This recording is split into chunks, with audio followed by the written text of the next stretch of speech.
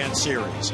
And hi, everybody, and thanks for joining us. Jim Hunter with Mike Flanagan. And Mike, when you got to the ballpark today, everybody feeling better about things. The Orioles held on and won last night, snapped the 9-game losing streak, and now there's talk of what? Maybe back-to-back wins. Yeah, everything seemed to be great today coming, and I think everybody felt a whole lot lighter. Everybody's a lot more optimistic, and everybody's a lot more optimistic about today.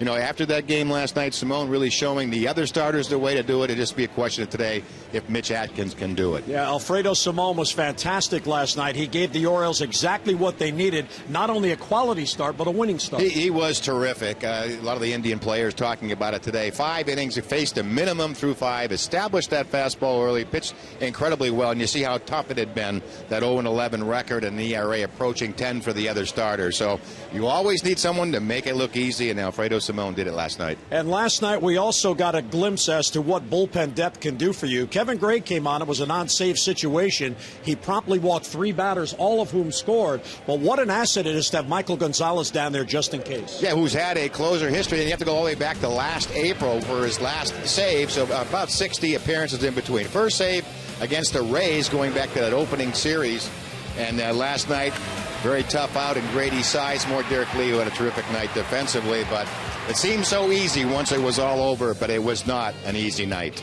So Alfredo Simone got the win last night. How do you put together back-to-back wins? Well, you need back-to-back quality starts. And Mitch Atkins goes to the mound today, and we're not sure which Mitch Atkins is going to show up. And that's the thing. You know, Fenway Park was really a disastrous start. Had 6 runs to work with early, only faced 13 hitters, gave up 3 home runs in that outing. But you got to remember that he pitched in Texas, one of the toughest places to pitch, and at Fenway Park against a very hot and an emotional series against the Red Sox. And if you're Mitch Atkins and you watched Alfredo Simone last night, in large part, the success Alfredo enjoyed last night was getting ahead early in the game with his fastball. But when you throw strike one, it's a much different game. Yeah, you're better off just, taking your chances early in the count, throw strikes. Simone, again, going back to last night, 30 pitches to go through the first 9 hitters in the order. I mean, that's what really set up the rest of his night. Then he could throw his splitter, and he handled these Indian left-handed hitters just superbly. Now, when Mitch Atkins made his starting debut for the Orioles in Texas, the Rangers did not have the benefit of having any kind of video to look at. The Red Sox did, however. They saw what he did in Texas. What about the Indians here today? Now, they're facing him for the first time. Obviously, they don't have that game knowledge, but at least for them, they have a scouting report and some video to look at. And what they also know, and Manny Atkins knows, he's got 8 left-handed hitters in the lineup out of 9. They're hitting .455 against Mitch Atkins, so he's done his homework. They're going to be prepared. It's just going to be whether Mitch Atkins can counteract it. Now, the Orioles today made a couple of roster moves as Vladimir Guerrero has been placed on the disabled list. Pedro Viola was optioned back to Bowie following last night's game. Matt Engel comes up from AAA Norfolk, and he's having a good season. And look at that, 20 out of 22 in the steals. Troy Patton also brought back from AAA Norfolk. He'll be in the bullpen. But Matt Engel will make his major league debut today. He's going to play left field and bat leadoff, and he brings a speed aspect to the Orioles that definitely will help. Yeah, he's definitely a speed merchant and a defensive player and an exciting player, and I think that's something that this, certainly the Oriole fans will enjoy watching him play. He'll improve the defense. It's great that he's going to be the leadoff batter in this game and get his first major league at bat, a memory that he'll always have. Yeah, and speed never goes into a slump. We're coming back to Oriole Park at Camden Yards, the finale of 4. Beautiful day for baseball. Lineups and first pitch chart coming up.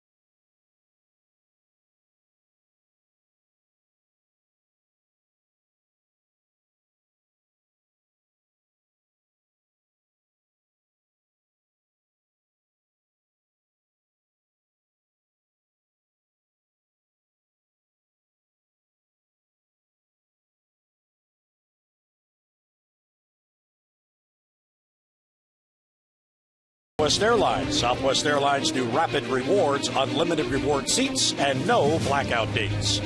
And by Hyundai, it's time to join the movement. What a beautiful day it is downtown as we look at the Inner Harbor. Today's game time temperature brought to you by Train. Visit Train.com for an independent Train comfort specialist dealer near you. It's hard to stop a train. 92 degrees, bright sunshine, and that humidity continuing to creep up, now up to 42%. So the Orioles and Indians play the finale of this 4-game series. Today's starting lineup for the Indians brought to you by Southwest Airlines. Michael Brantley in the leadoff spot and ASDRUBAL Cabrera in the number 2 spot. 4 out of 13 in the series, but 2 of those hits home runs and 4 RBIs. Then Travis Hafner and Carlos Santana with Grady Sizemore in center field. Matt LAPORTA with Travis Buck, Lonnie Chisenhall at third base, and Luis Valbuena gets his first start. He'll be at second base, batting ninth. Today's Scouting Report is brought to you by AFCIA. Visit AFCIA.org, the Association for IT Pros. For Mitch Atkins this afternoon, same formula that Alfredo Simon used last night. Throw strikes early, establish that fastball. And home is good. He's pitched in a couple of tough ballparks in Texas and at Fenway Park in Boston, so I'm sure looking forward to pitch here in the home whites this afternoon, and he'll have his hands full. Lefties are hitting .455 off of Atkins, and there's 8 left-handers in the lineup, so you see his numbers after a couple of starts. Start number 3, very lofty ERA, but at least he knows after his first start, he has 1 good start under his belt. So the Orioles looking to make it back-to-back wins and get a 4-game series split. And the first pitch is in there for a strike, and it's 0-1. Brantley at .277, 6 home runs and 38 RBIs, and he gives Maniactis speed in that leadoff spot. And he also gives him a center fielder playing left field for some better defense. And also gives him a red-hot hitter. Highest batting average against any club is Brantley against the Orioles, close to 400. Well, Michael Brantley in this series, he has been, it seems, in the middle of every rally. 7 out of 14 in the series. That's a .409 average against the Orioles on the year, and he's also driven in 3 runs in this weekend series. 3 RBIs in 3 games for the leadoff hitter. Certainly good production there. Mitch Atkins, 25 years old. He is a rookie out of McLeansville in North Carolina. Still looking for his first big league win. It's his 10th appearance and his 3rd major league start. He was drafted by the Cubs in 2004 out of high school in the 7th round. That was the Cubs minor league pitcher in 2008. There's a fly ball to center field for Adam Jones. And over towards left center, he has it for the out and 1 away. Well, defensively, how about the game Derek Lee had last night? Yeah, outstanding. Buck Showalter really singing his praises with the outstanding defensive performance all night long. So the nice Nissan defense starting lineup for today. Matt Engel making his major league debut in left field. Adam Jones in center. Markakis in right. Reynolds, Hardy, and Dino and Lee round out the infield. Craig Tatum gets a start behind the plate today. It's Nissan's bottom line sales event, and we're laying it out all on the line. Visit ChooseNissan.com or your local dealer today. And you saw Matt Engel in left field. He was out here early today with Wayne Kirby to get the sight lines down because his first game in a big league ballpark. Swing and a miss by ASDRUBAL Cabrera. Good breaking ball. They do not have upper decks as high as the upper decks in the big league stadiums down at AAA. One of the many adjustments you have to make to the major league level. Cabrera 6th in the league in base hits with 109. He takes high, a ball and 2 strikes. Atkins getting his 3rd start for the Orioles, and the way the starters have struggled as of late, it's an opportunity for him. Foul straight down. And Buck Showalter basically has said, you want the job, go pitch and seize it. Take the job, there it is. That was in Buck's office very early this afternoon, talking about, actually this morning, talking about the rotation and the future, what he likes about young pitchers like Mitch Atkins and how well Alfredo Simon did last night. And the key, it's very simple. Fastball command. If there has been a problem with the staff, as a whole, it is fastball command. Repeating the fastball location. So when that gets better, they'll all get better.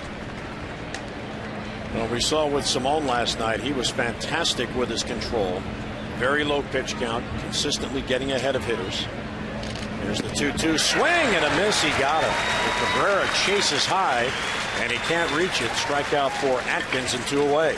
Yeah, maybe a backup cutter. 2-2 pitch. See the target from Tatum. Not the intended location where it ends up, but an effective pitch to Cabrera. He's going to be facing 8 left-handers this afternoon. I guess he'll do his best to erase his last start at Fenway Park. Again, that whole series marked by all the hit batsmen. Buck Showalter still talking about that series today. Of course, they play the Red Sox starting tomorrow. Travis Hafner DHing, takes low. There's been a hitter in the Indians lineups that the Orioles have circled not to let beat you. It's been Hafner. 5 walks in the series. And Atkins stays away from him. 2 balls and no strikes. Appears to be headed for another.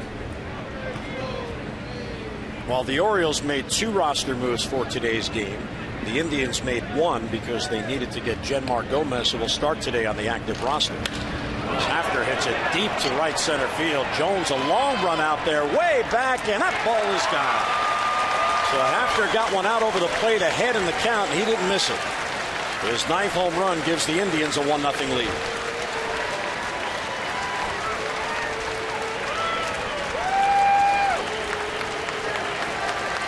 That is the 4th home run allowed by Mitch Atkins in this is 3rd start. Yeah, 2-0 pitch, and this one is right down the middle.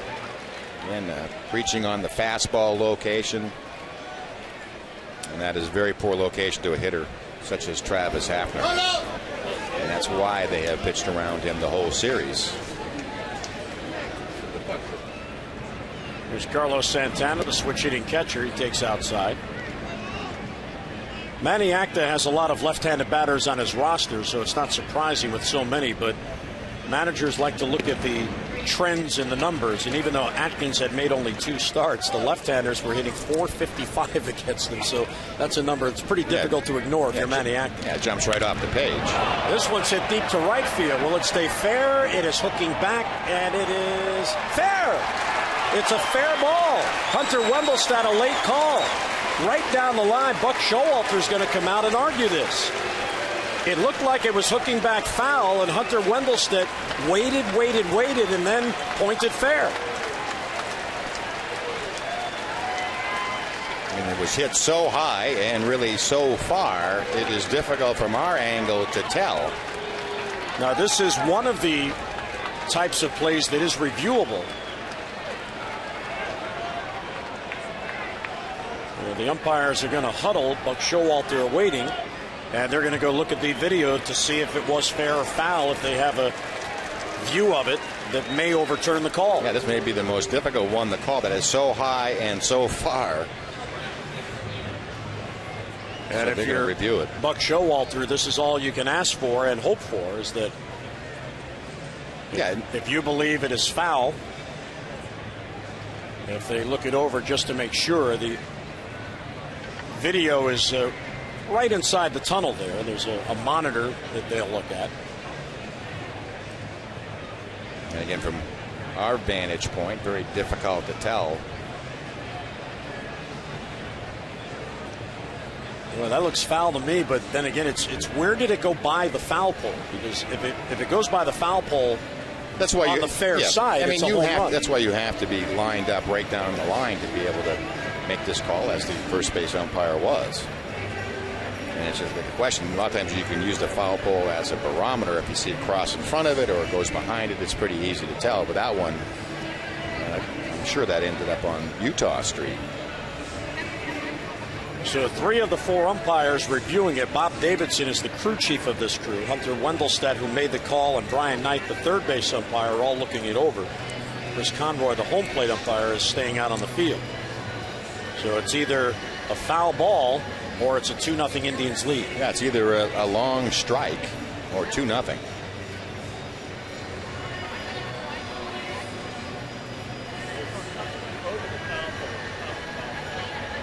And there is Chris Conroy awaiting the decision of the other 3 on this crew. I mean, the first base umpire certainly gave it a long look. Wendelstedt gave it a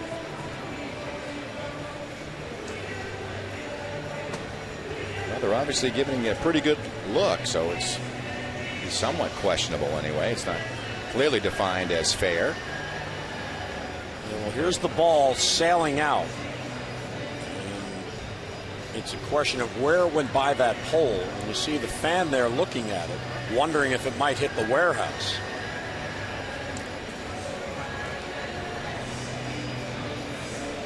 And we'll see what they decide, but obviously for Mitch Atkins, a big decision. For Santana, he's hoping it'll be ruled his 15th home run. I mean, this is really a big call early in the game. You have your starting pitcher who potentially is giving up his back-to-back home runs in the first inning. Certainly can change the momentum if this comes back and is just a long strike. All right, they've looked it over. Here they come. Bob Davidson is the crew chief. He'll lead them back on the field. And it is a home run. And Bob Davidson telling Buck Showalter it went right over the foul pole. You saw him gesture. And as they looked it over, and they do have several angles from various cameras. It actually is in New York in the commissioner's office. And as they saw it go right over the pole and stay fair. But for Buck Showalter, even though the call went against you, you have to be happy that he asked for them to review it. They did, and in their minds, they got the call gave right. A shot. You used the replay. It just didn't come out the way you wanted it to. So it is a 2-0 lead on back-to-back home runs. In his start in Boston last Sunday, Atkins was given a lead and then allowed 3 home runs in the second inning and was chased. Allowed one to Scudero and Pedroia and Youkilis in the second inning. Sizemore takes a strike. Sizemore in the number 5 spot. He had 10 home runs on the year. Got in the game late last night. Atkins misses outside. This is where he can't become defensive. Okay, the 2 solo home runs. It is 2-0.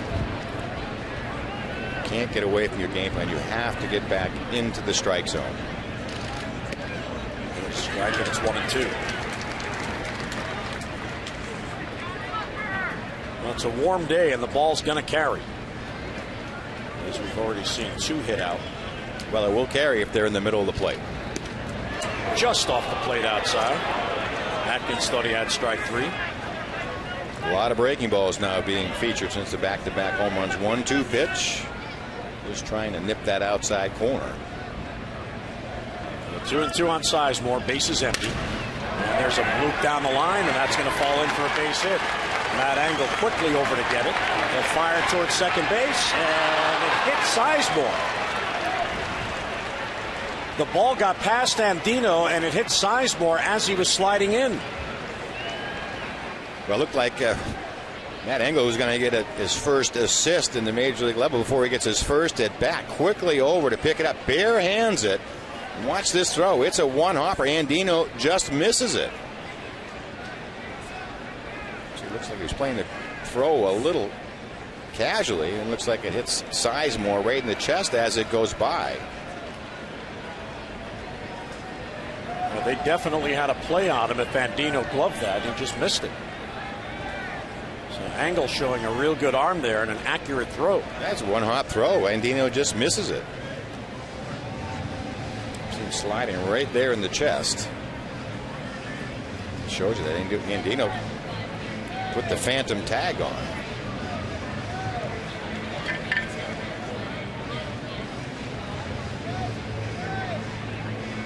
Sizemore appears to be okay. He tried to run. Actually, now he's going to come out of the game, it looks like.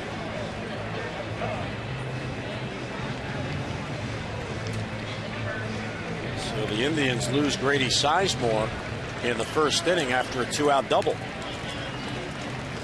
Well, it's been a very interesting first inning so far.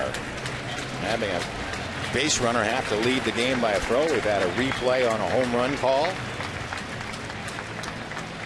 And the first inning is still not halfway through.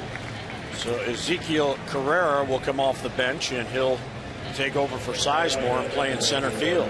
That's a tough break for the Indians as Sizemore leaves the game after the ball hit him.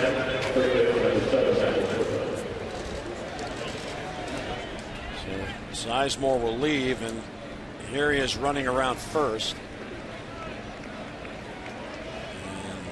Kind of hit the bag funny there. Yeah, you can see really got out of stride getting into second base, laboring to get into second. That may be more to do with it than the throw, the compounding effect of the throw off the chest.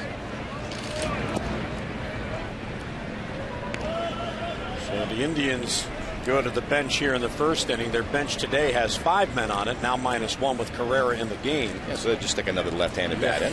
Exactly. They just have him. And they still have Hanahan over there who can bat left. Yeah, that's what Buck Scholler said. He can play just about all right. And LAPORTA's hit by a pitch, and Mitch Atkins really struggling here to get this final out. I retired the first two, and it's been downhill.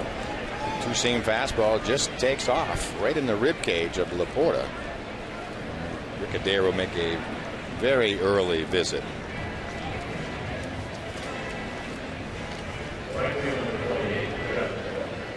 The Indians, before today's game, optioned Shelley Duncan to AAA. That's how they got Genmar Gomez on the active roster. So their 6-man bench from last night down to 5.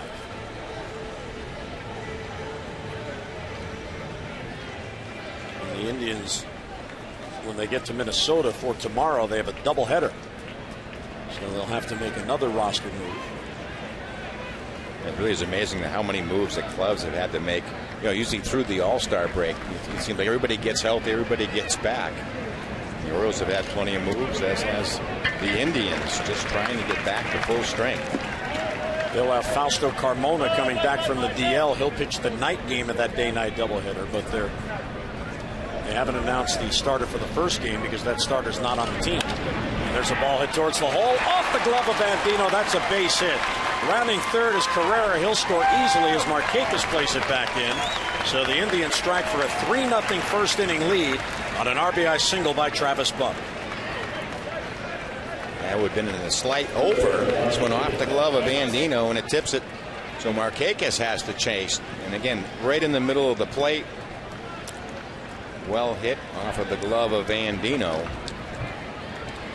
Andino trying to glove that to prevent the run from scoring, but by ricocheting off his glove, it cost Markakis any chance he might have had for a play at the plate. So LAPORTA ends up at third, Buck on at first, and here's the 8th Indian to bat here in the first inning, the rookie Lonnie Chisenhall. And he takes strike 1.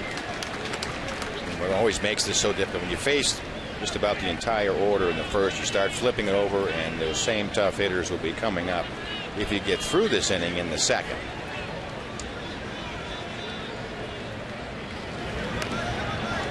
Foul ball straight down at the plate, so he's ahead 0-2. And the other part of this too, Mike, is with the extended inning, the pitch count now is approaching 30, so you got the fatigue factor of just trying to get through this inning and get to the bench. Yeah, it's one of those, and he never did get off the ropes in Fenway. He only faced 13 hitters through an inning and a third.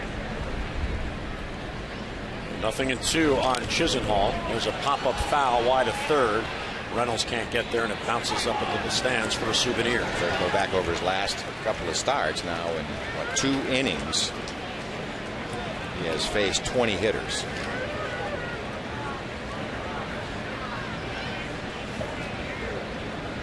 It's one of those where you just need someone to even line out.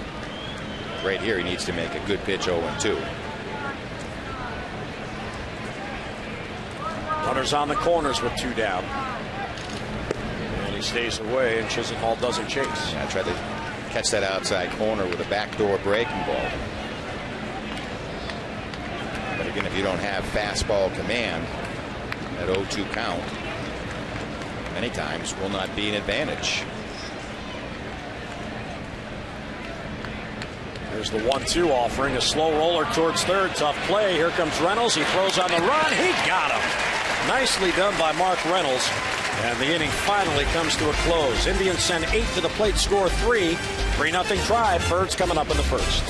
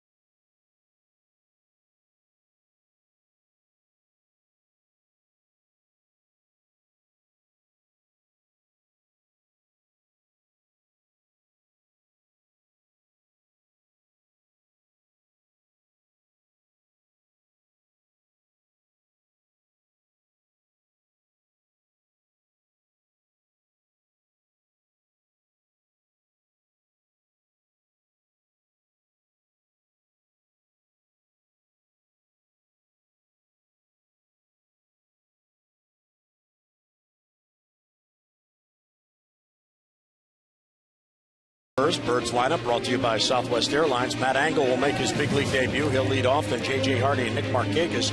Markakis 5 out of 10 in the series with a home run, couple of doubles, 2 walks, and 4 runs scored. And Adam Jones, Matt Wieters, Derek Lee, Mark Reynolds, Robert Ambino, and Craig Tatum catching in batting ninth. Let's take a look at our APSIA intelligence report. And with that, a fresh start. Just recalled from the minor leagues, the second time up to the big league roster for the Indians was up in early May. And he can be perfect. Threw a perfect game in Double-A back in 09. And something new. Left-handed hitters, he has his problems with them too. 341 against him, and he has added a little cut fastball to try to neutralize that left-handed advantage. Engel takes high, 1-0. This will be his 4th start, 0-1 record, 18 innings, a lot of hits, 28 base hits, 5 walks, 9 strikeouts. And Engel looks it over outside, ball 2. And he too has had command issues. There's Ezekiel Cabrera, takes over for Sizemore in center field.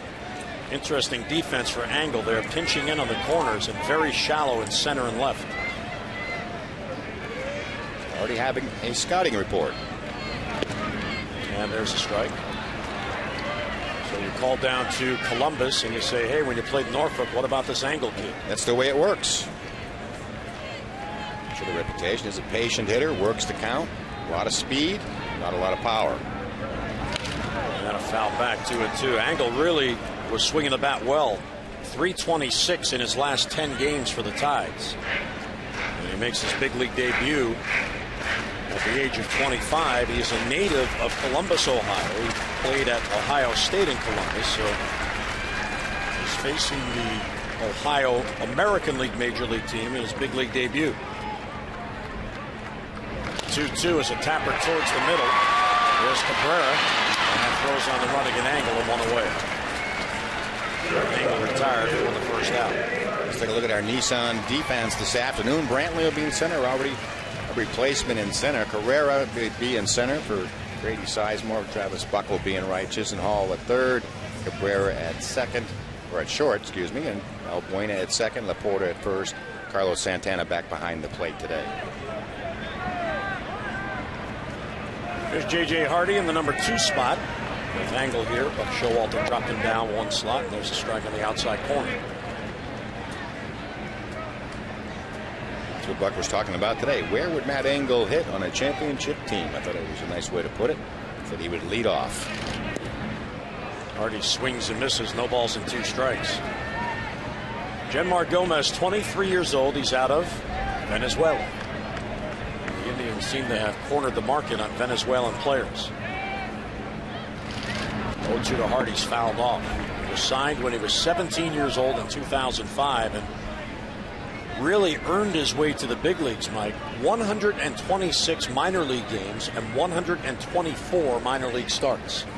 Yeah, pretty good numbers through the minor leagues. Just takes a long while to get the seasoning needed. And to grow into your body. He's still only 170 pounds. Hardy's down in the count 0-2. He fouls it off to stay alive.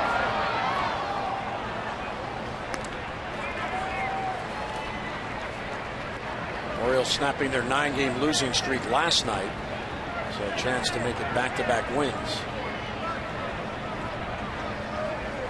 Have had back-to-back wins since mid-June.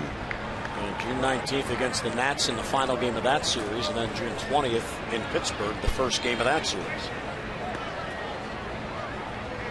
1-2 on Hardy, batting with 1 out, nobody on. The Orioles, with their win last night, are now 23-24 at home.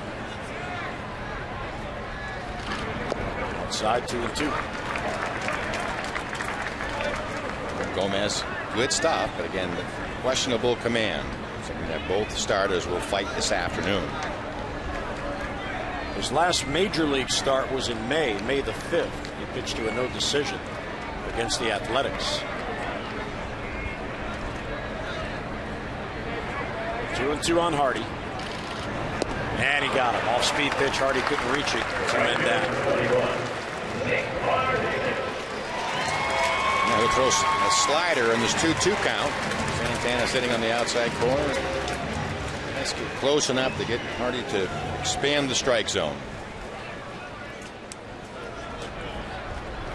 2 down. Nick Markakis will bat. You know, the Indians got their rally going with 2 outs and nobody on. Let's see if the Orioles can do something now.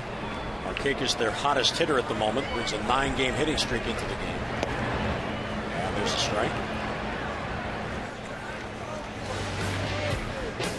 Markakis, multi-extra base hit gained for the first time since June the 10th when he had a home run and a double against Tampa Bay. And he hits it to first, knocked down by LAPORTA. LAPORTA can't find it. He flips and he got him. And there goes Gomez down to the ground. So LAPORTA made it harder than it had to be, but in the end they got the out. So the Orioles go 3 up and 3 down. They led to the second at Camden Yards, 3-0 Indians.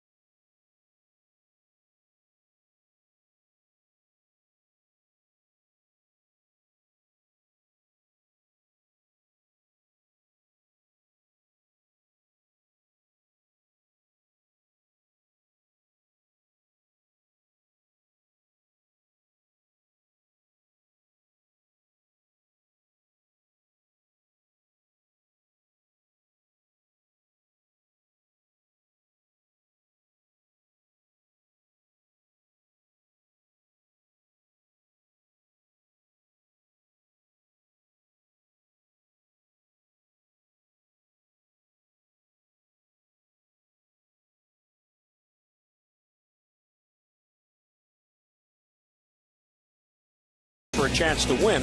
To see how you can turn non-winning double play or amazing 8s scratch-offs into cash or amazing Orioles prizes, just go to mdlottery.com/double-play. And good luck to Pat. Mitch ATKINS is hoping to minimize the base runners and not have the need for a double play, but in a real long first inning. And here is Luis Valbuena, who is the only Indian who did not bat in the first. 1-0, it's ripped foul. Loud strike and 1-1 the count.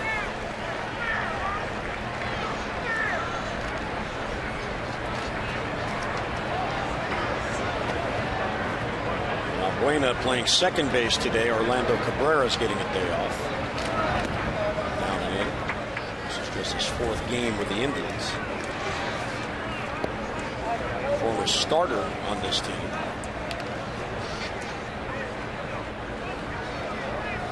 Was having a real good year in AAA before being called up.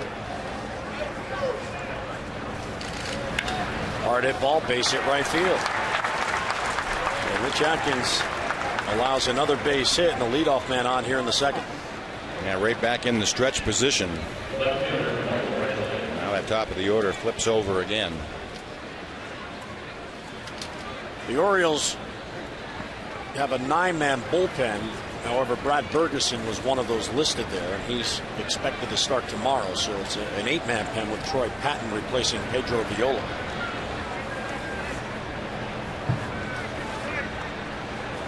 And here's Michael Brantley, the leadoff hitter. Third to first. There's Troy wearing number 40. I was down in the clubhouse when he came in and reacquainted himself with Buck Showalter, said, I am here and available. And the fastball misses outside, 1-0. Chris Jakubauskas, who was sitting next to Patton out there, he would be the long man today if ATKINS has another short outing. Bergeson's scheduled to pitch tomorrow.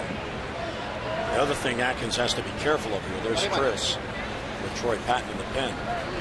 He spent some time together in AAA this year. That's outside, ball 2. Atkins is keeping an eye on Valbuena.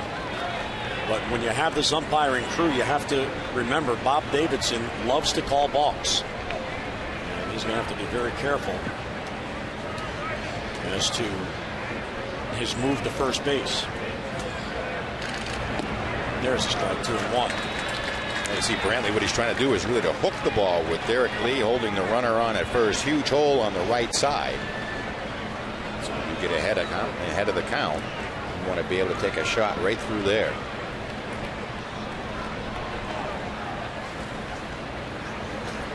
Two and one on Brantley. Runner doesn't go, and it's outside, ball 3. That's why they're trying to stay away from him. So it's, you know, hitting in the situation. You know what the hitter's trying to do. You know what you need to do to defeat that strategy. But so far, again, the command has not been there.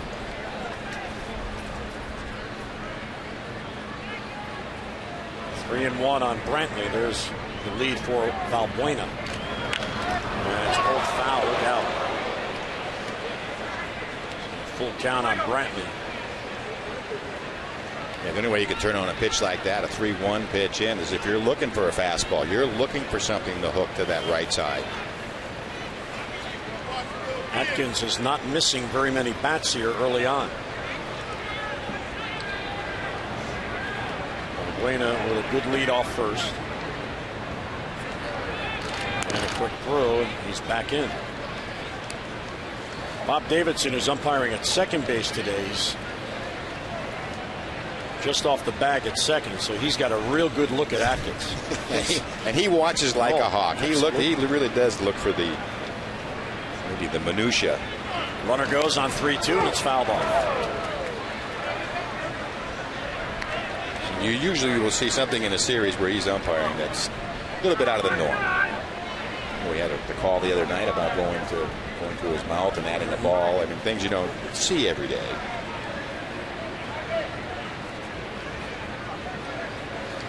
That's why the players call him Balk and Bob. Another 3-2 pitch to Brantley. Runner goes.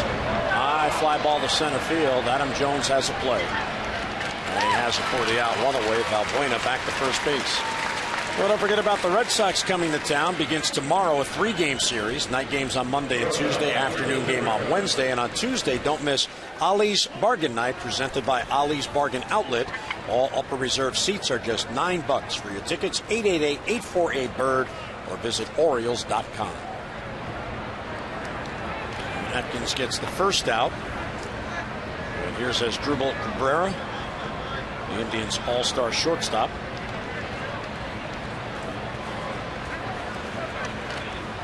And a throw to first, keeping Valbuena close.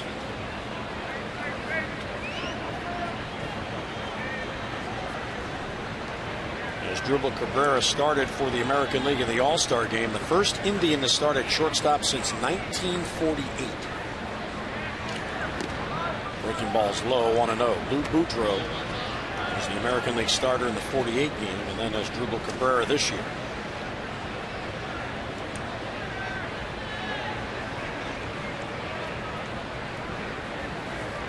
And he started because Derek Jeter elected not to play in the game, so he was given the start by Ron Washington. Atkins misses low, ball 2. And back to another tough count. 2-0.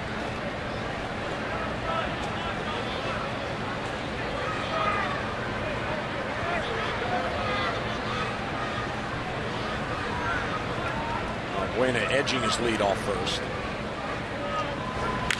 And this ball's pulled towards the corner down the line. That is a foul ball. You see the hitter's getting good swings every time he falls into a poor count.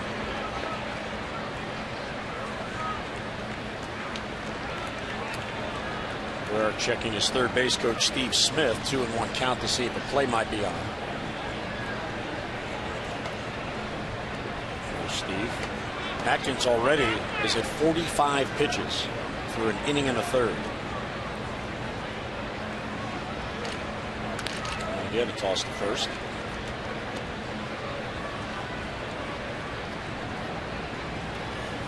Balbuena does not yet have a steal in his time with the Indians, but this is only his 4th game. High pop, shallow left, angle in on it towards the line. And he'll get there for the out, 2 down.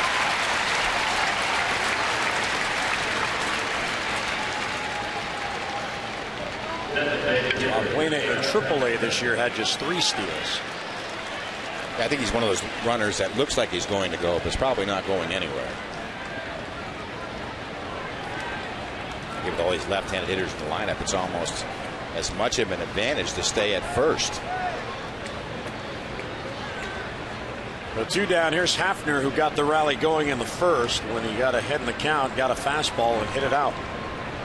Maybe one of those situations, if you steal second, you might just go ahead and walk Hafner.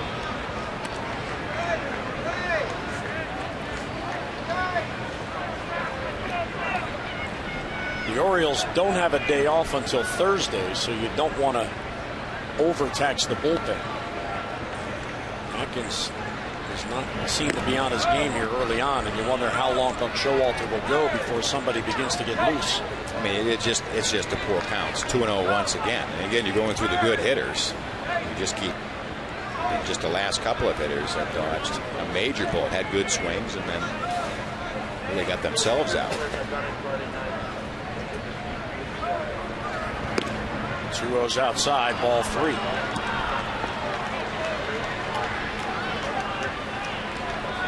I think Buck Showalter doesn't really want to get anybody out just yet. There's some stirring going on here in the 2nd inning. As Atkins goes to 3-0 on Hafner. And it's high ball 4, 4-pitch walk. So Mark Hendrickson will get up. Buck Showalter, seeing all the left-handers in this lineup, gets the lefty up. Yeah, you knew Hendrickson would be the first one up, just for that reason.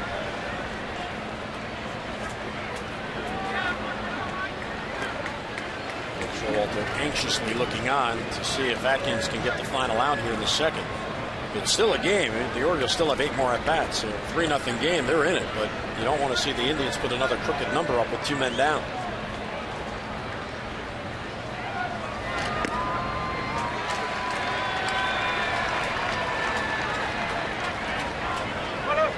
Santana hit a home run his first at bat.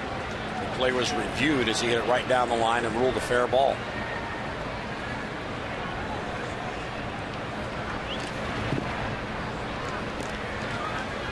As Santana opened the series with a bang in Game 1, which seems like a long time ago.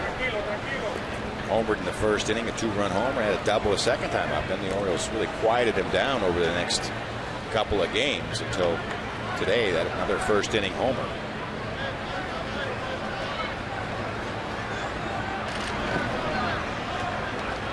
And that's low, and it's 2-1, so there's another count he's behind.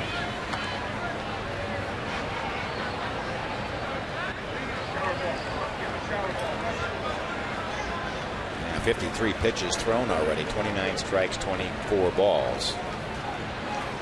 Least plate appearances per walk, Carlos Santana just 5.8. He is 3rd in the league in drawing walks with his 64. That's pretty good company.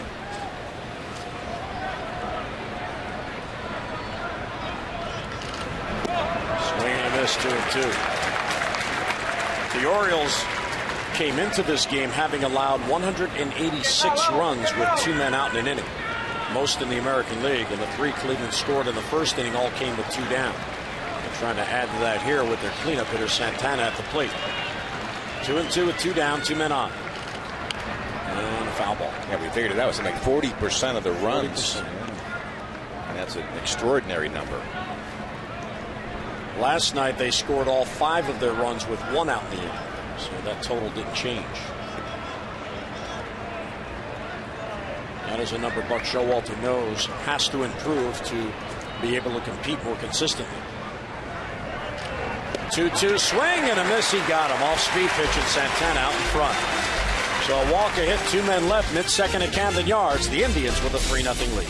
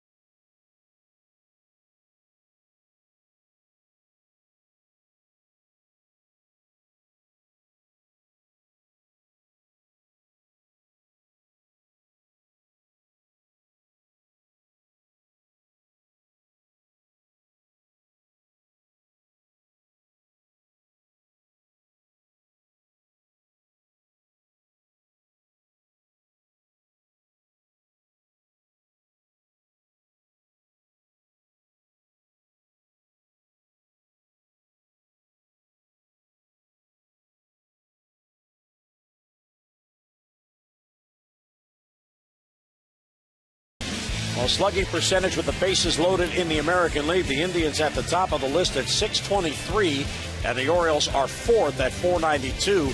Each team, the Orioles and the Indians, doubled last night with the bases loaded to add to their total. And look at that, 3 teams from the AL East, 2 teams from the AL Central in the top 5 in slugging percentage with the bases loaded. 3 runs on 5 hits for the Indians. The Orioles went 3 up, 3 down in the first. 13 batters have already batted for the Indians. Here's the Orioles' 4th.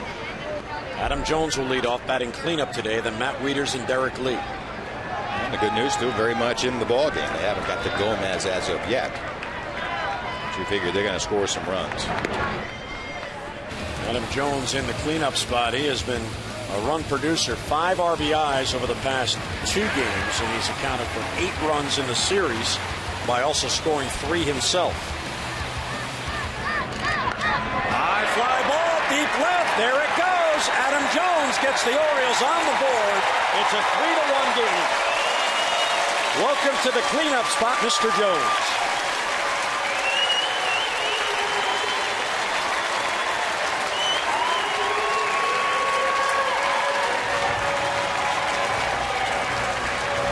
For Adam, his 15th home run on the year, and he now has 55 RBIs. Well, first swing out of the cleanup position. 0-1 pitch, hanging slider. And as we said, we feel like the Orioles are going to score some runs this afternoon against Gomez. Our Dodge Ram Exmo brought to you by Ram Trucks. Designed, tested, and proven to be the best trucks we've ever built. Ram. It's a 2-run game now, and here's Matt Wieters, who is DHing today. Buck Showalter wanting to keep his bat in the lineup and give him a rest from behind the plate. And there's a strike taken. It's 0-2. Yeah, Matt Wieters hitting the cleanup position. 8 games on the year. A record 2-6. Luke Scott's hit there twice. 2 games. Mark Reynolds hit there for a game. Vladimir Guerrero has had the most time, obviously, in that cleanup spot. 76 times he's batted cleanup. So with Vladimir on the DL, a little bit different feel. Who's going to hit cleanup? Wieters protecting the outside corner, fouls it off. Gomez in his career in the big leagues, this is his 15th start and 16th game. He's now allowed 9 home runs, and 6 have come by right-handed batters. He's a right-handed pitcher that tends to give up the long ball. There's his pitching coach, Tim Belcher, on the Indians bench. And that one's too tight, 2-2.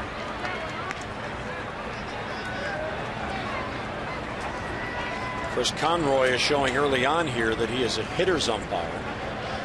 He's not giving that pitch just off the plate. 2-2 is rolled towards first base. Love there by Matt LaPorta. He'll go to the base unassisted. And 1 down here in the 2nd inning. Today's AL League leaders brought to you by Hollywood Casino at Charlestown Races. Action-packed table games and red-hot slots await at Hollywood Casino at Charlestown Races. Home runs in the American League. Yankees leading the pack. Then Texas, Boston, the Blue Jays, and the Orioles now with 102. So look at that. You got 1, 2, 3, 4 of the 5 teams in the AL East on that list in home runs. Tampa let me down by not getting that. They're probably close. Have to check it. Here's a strike taken by Derek Lee, who's in the number 6 spot. Derek 2 out of 12 in the series. And a weak ground ball towards second base. Valbuena will get it to the pitcher covering up as LaPorta was wide of the bag and 2 men down. So that goes 4-1 on the putout. Good job there by Gomez, not assuming and watching it. He got over there.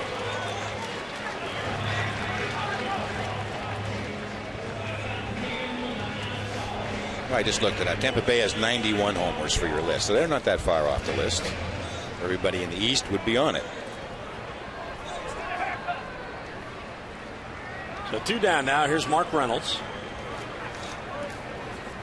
Reynolds is 1 out of 11 in the series, and he has struck out 7 of the 11 times. So the Indians are doing a good job and falls behind 0-1.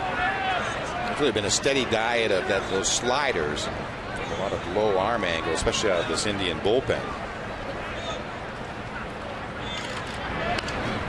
And a tapper out in front of the plate. Santana clears the lane, fires to first, and the inning is over. So the Orioles get on the board on the home run by Adam Jones. We'll head to the third, 3-1 Cleveland.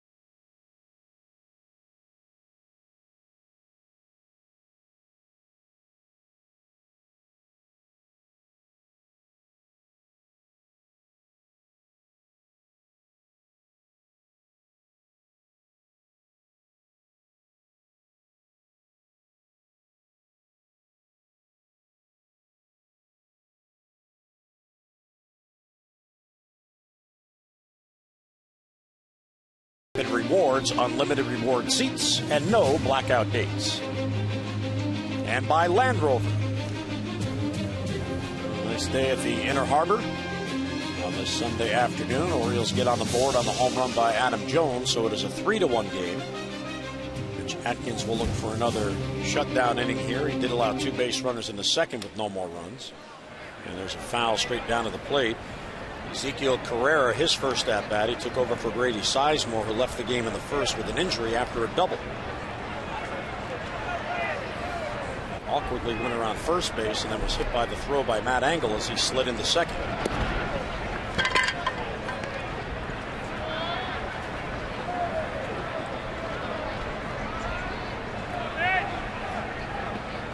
A 1-1 on Carrera. LAPORTA and Buck will follow for the Indians.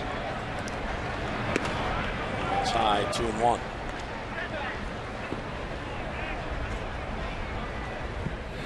Marks Hendrickson is up again.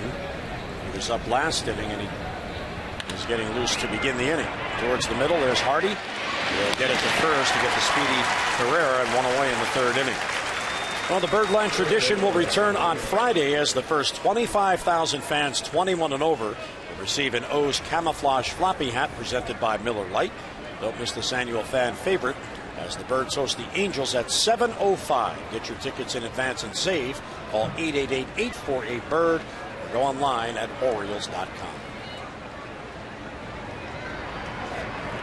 Miller Lite floppy hat, always popular. Very popular. LAPORTA first ball swinging, pops it up. Tatum is back hoping for a play. And he runs out of room, and it's just over the screen. Bounces around in the tunnel. Teasingly bounced around.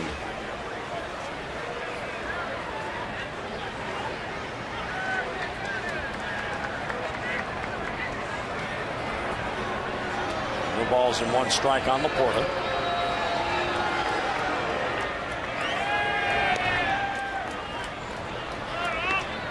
Atkins already is over 60 pitches in the game.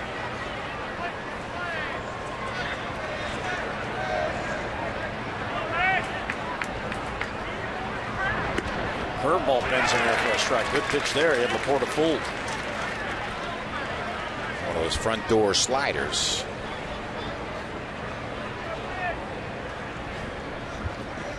I like that. front door. Yeah, you know the back door. That's the front door. Anybody can throw a back door. That's 1-2 on LAPORTA. Off the end of the bat to center field. Adam Jones waits. A few steps towards left center. 2 down here in the Indian third inning. Can Atkins get the next batter and have a 3-up, 3-down inning? so far having his easiest inning. Well, he did retire the first 2 in the first inning for allowing the back-to-back home runs. But the other sign is that Hendrickson still up and waiting and ready in the bullpen. The old rule of thumb is, you're up 3 times, you're sort of done for the day. This is his sort of counts as number 2. With all these lefties, I'm not sure Buck Showalter just won't go ahead and make the change whatever happens here. Travis Buck singled and drove it around his first at bat. Because you got to remember, it's a 3-1 ball game. It feels much worse than that. It's just 3-1. And there's a ball hit towards the gap and gets down for a base hit. Goes all the way to the wall. Travis Buck is cruising to second base. He's got a 2-out double.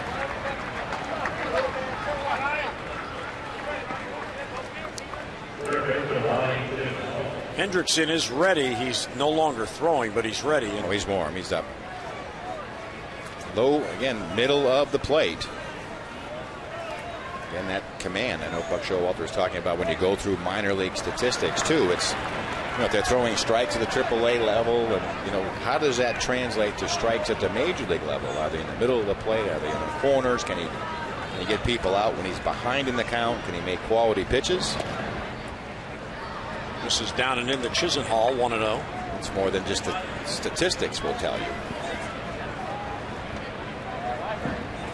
Chisenhall grounded out his first at bat and a nice play by Reynolds that ended the first inning.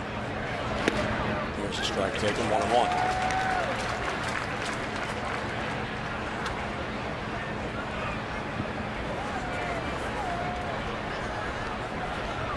Chisenhall, the rookie. He's 22 years old. He was the Indians' first-round pick in 2008 and already in the big leagues. And just 21 years old.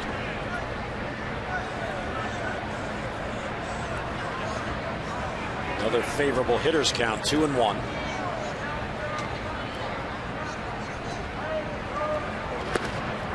And that's outside, 3-1. You know, it's one thing to work the outside corner here, but his command has been so inconsistent that it almost looks as if he's afraid to challenge the hitters. You know, obviously, he isn't afraid. And there's a ball 4. It's high, but he's working so much off the plate that it just feels like he's pitching away from contact. You know, he knows what that's the thing. You know what you need to do. You need to hit that outside corner and feel good about it. Be able to repeat it. And he just has not been able to do it. So what you do is you try to get hitters to expand the zone or get your breaking ball, you know, over fastball counts to try to get through it. But it's an awful tough way to pitch, and it's an awful tough way to be a successful pitcher. Valbuena takes a breaking ball for a strike. He's the number 9 batter, and it's already his second at bat. And Dino and Tatum have yet to even bat in this game. 2 on, 2 out. 3-1 game. Indians have the lead. It's high, 1-1. I mean, in many respects, fortunate to have only given up 3 in this one. The Indians have 6 base hits in this game already. They've also had 2 walks and 1 hit by pitch. Well, we figured out it's like 30 base runners in the last 4 innings, 4+ innings. And the Indians are being very patient. They're not going to help him out. If he's going to stay outside and keep missing the corner, they're going to let him. Buck at second, Chisenhall at first, 2 down.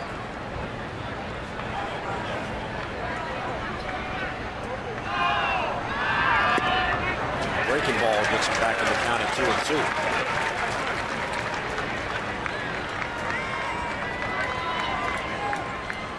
Atkins, 25 years old.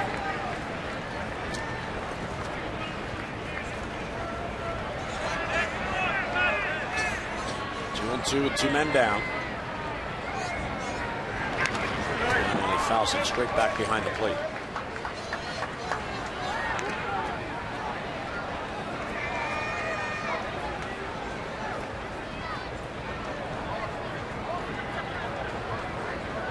Got to believe that rope is getting shorter and shorter for Atkins. Well, he has the lefty ready, and he knows there's 8 left-handed hitters in this lineup.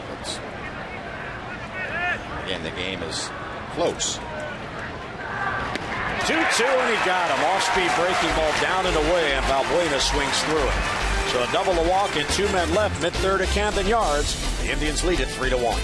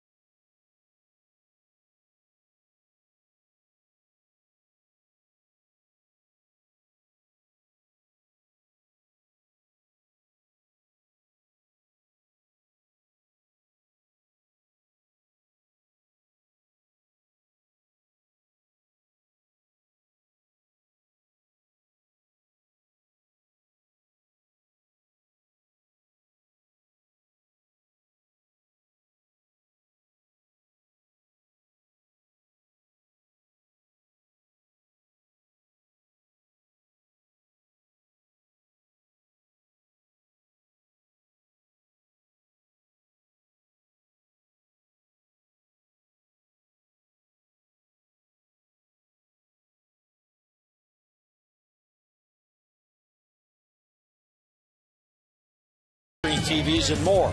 Plus, don't miss the kid favorite life-size bobbleheads of the Oriole bird. There's even a moon bounce and a floating T-ball area. So bring your family to the Oriole Park Kids Corner, located at the ballpark's main concourse level, just inside Gate C on the first base side. Flanagan was down there this morning getting some exercise in. Very early. Yeah. 3-1 game as we go to the bottom of the third, as Mitch Atkins got out of the top of the third without any further runs. Here's Andino, Tatum on deck, and then Matt Engel. It's outside, 1-0.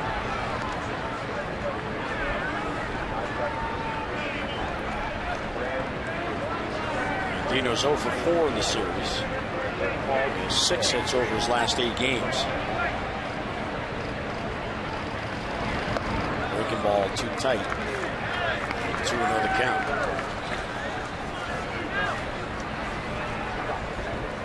Gomez was given the benefit of a 3-0 lead before he took the mound. The Orioles have one back on the Jones home run.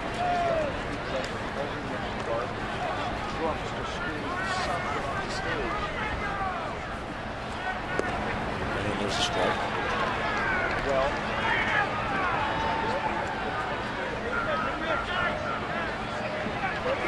Gomez is 4-6 in his big league career. One of those 4 wins against the Orioles. Outside, ball 3. This is his second career start against the Birds. Andino trying to get on, leading off here in the third inning. Really burst on the scene last year with the Indians. He started his major league career 3-0 in his first 4 starts. Sharply pulled foul down the line. As I remember that game, he had a real good changeup going and kept the hitters off balance for the game against the Orioles last year. It was one of those situations where they had never seen him before, so you don't know exactly what he has. Not exactly sure. Like I said, you can go off of a scouting report, but until you see it for yourself.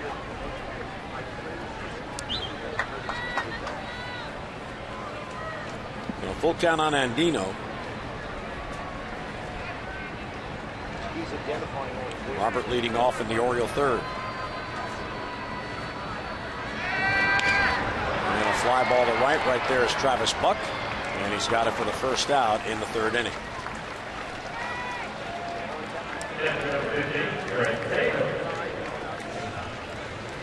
And that'll bring up Craig Tatum, who was in the number 9 spot today. Mike and I checked before the game because we were curious. He seems to have become the day game after night game catcher for the Orioles because Matt WIETERS plays so much. And of his 9 starts coming into today, so we'll add another. This is now his 8th daytime start. He's only caught 2 night games where he started. Two night games all year. Here's Matt. He's DHing today. That's what Buck Showalter was talking about, the relationship between Tatum and WIETERS. There's a bloop down the line. And fading foul. And a nice effort by LAPORTA, but he can't reach it. Real nice hustle there by Matt LAPORTA. I think he just thought his arms were a little bit longer than they ended up being. Nice belly flop. And paid the price. He did have the benefit, though, of sliding on the grass. 1-1 on Tatum. There was 2 for 4 in his start on Thursday night here. He was 3 for 7 over his last 2 starts. So doing a good job in his backup role.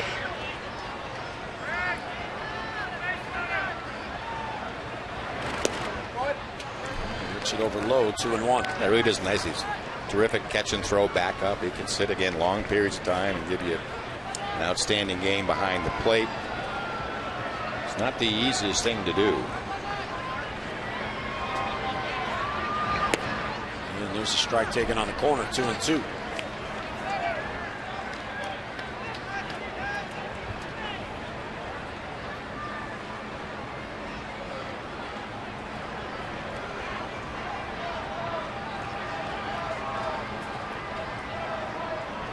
I don't know how many pitches he throws, but he has shaken off his catcher 4 times.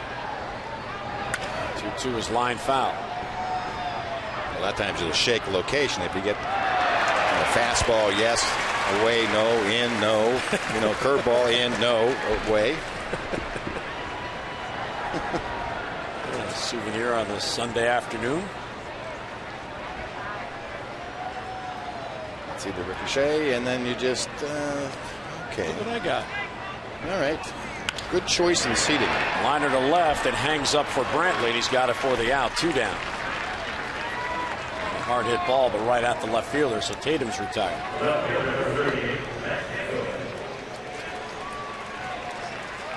Matt Engel will come up now, making his major league debut today.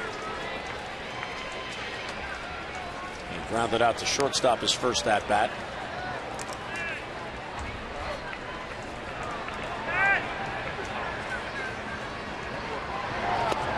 Bunt and takes ball 1.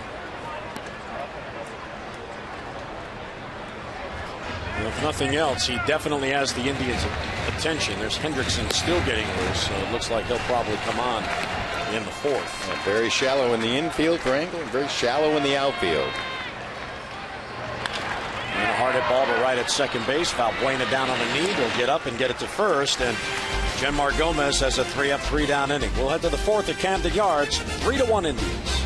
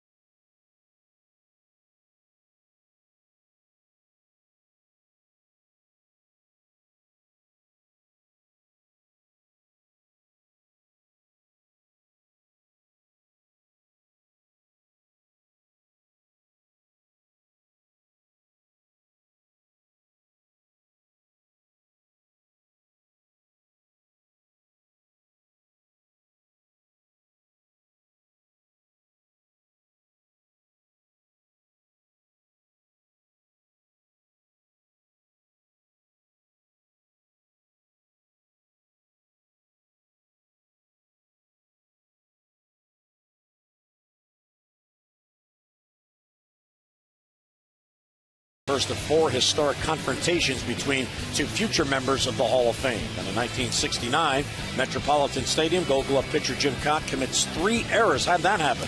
30-year-old right-hander still gets the win as the Twins beat the White Sox 8-5. And then in 1990, Minnesota became the first team in baseball history to turn 2 triple plays in the same game. The Twins' multiple triple plays aren't enough, however, as the Red Sox won that game 1-0 at Fenway Park. And here's a new pitcher on for the Birds in the 4th. Yeah, Mark Henderson, the long man in the bullpen, 3rd appearance on the year, does not have a record ERA of 9. Again, just not enough innings to just 3 innings, 5 hits, 3 earned runs, no walks, a couple of strikeouts for Mark. Again, out of that bullpen and warming up for the last couple of innings and try to really keep it as is. Give yourself a chance to get a win, only down by a couple. And he gets ahead 0-1 to Brantley. Atkins goes 3 innings, 3 runs on 6 hits, 77 pitches to get through 3 innings. And a little low, 1-1 the count. That's the thing that Mark Henderson does so well. It's almost like he puts the sleeper hold on. You see a lot of teams that go to the take when he comes in. It's just he's around the plate, good control, pitches backwards, so there's a lot of breaking stuff early, fastballs late, tries to get you to expand, but still has enough fastball command certainly to hit that outside corner and to give teams fits.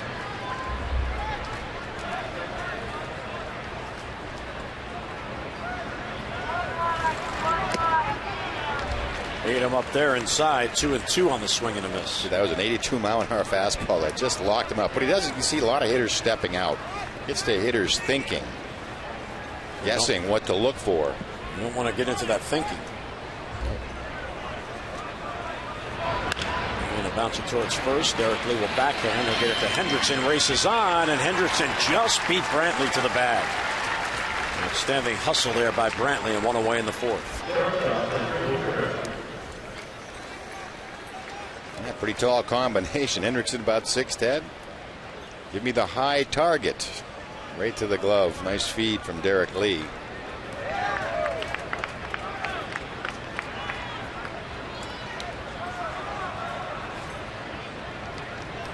1 away in the Indians' 4th. Here's ASDRUBAL Cabrera, who struck out his first at bat, flied out in the 2nd. And a line drive right to shortstop. J.J. Hardy's there and 2 men down. Soft line drive. First swinging Cabrera right in on his hand. Little cutter. Little late movement. Travis HAFNER will come up now, and in the first inning with 2 outs and nobody on, he got into one and hit it out for a home run. That gave the Indians at the time a 1-0 lead. 3rd home run against the Orioles on the year. After 3 for 8 lifetime versus Mark Hendrickson.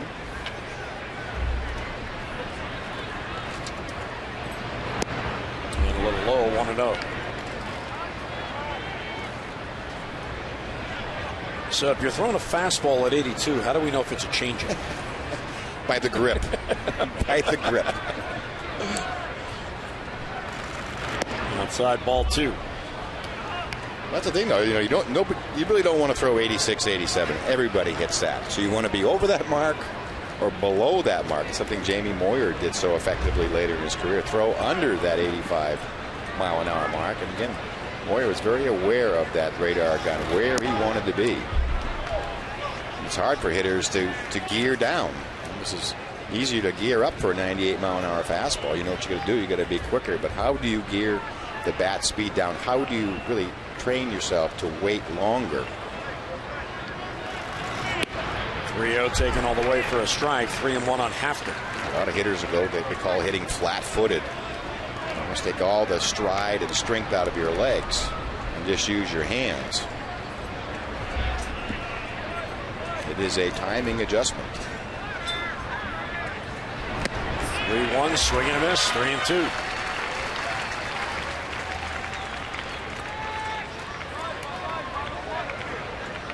And it's a cat and mouse game. Certainly Mark Hendrickson been around long enough to know how to play it. And again, see the hitters taking their time, trying to get their thought together. Here's the payoff pitch. And a bouncer towards first. Lee is there. He'll go to the bag unassisted, and Hendrickson comes on, and that's a 3-up, 3-down inning. First time today the Indians have been retired in order.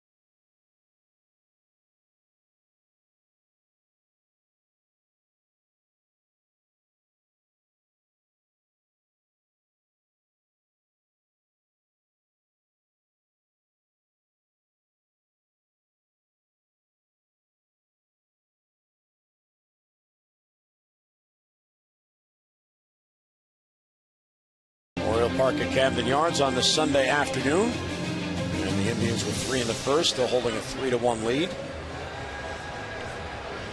Jenmar Gomez will go to work in the fourth. As the Orioles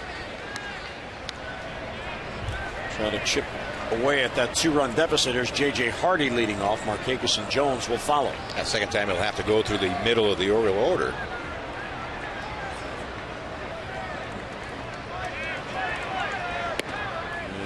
Gets it in there for a strike on 1.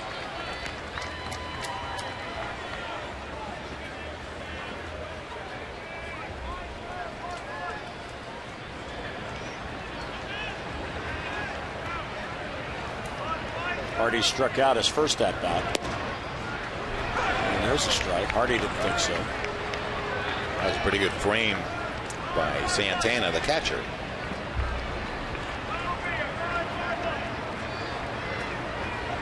Nothing in 2 on Hardy. Hard hit ball towards the middle and past the dive of ASDRUBAL Cabrera. There's a base hit. So he got too much of the plate on 0-2, and Hardy gets on with a leadoff single. Yeah, backup slider wants it down and away. Watch this ball end up right in the middle of the plate. And Hardy just blisters it back up the middle. And we'll see now if the Orioles can get to Gomez, who will pitch from the stretch for the first time in this game. As the Orioles get their second hit, the other hit was a home run, so Adam Jones just kept on running. Markakis grounded out sharply his first at bat.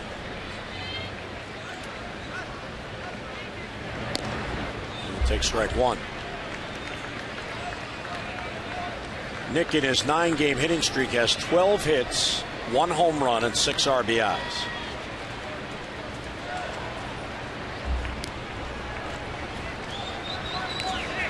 Hardy, a good lead off first. No steals on the year for Hardy.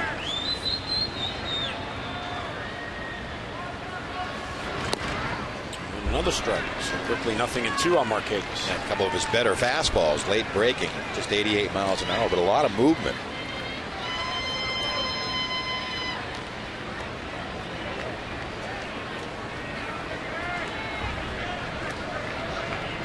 Markakis with 30 multi-hit games to lead the Orioles. And he doesn't chase, a ball and 2 strikes. What's kind of amazing about Markakis, when you go look up the hit leaders in the league, and is now in the top 10. Talk about the great year Adrian Gonzalez had, 128 base hits. Markakis has 112. Yeah, that's good for 5th most in the league. After a slow start. Yeah, you think Gonzalez seems like he's got 200 hits, and for a while there, it just seemed like Nick wasn't getting any base hits, but to be so close. There's only 4 hitters in the league with more hits than Markakis. Hardy on at first, the leadoff single.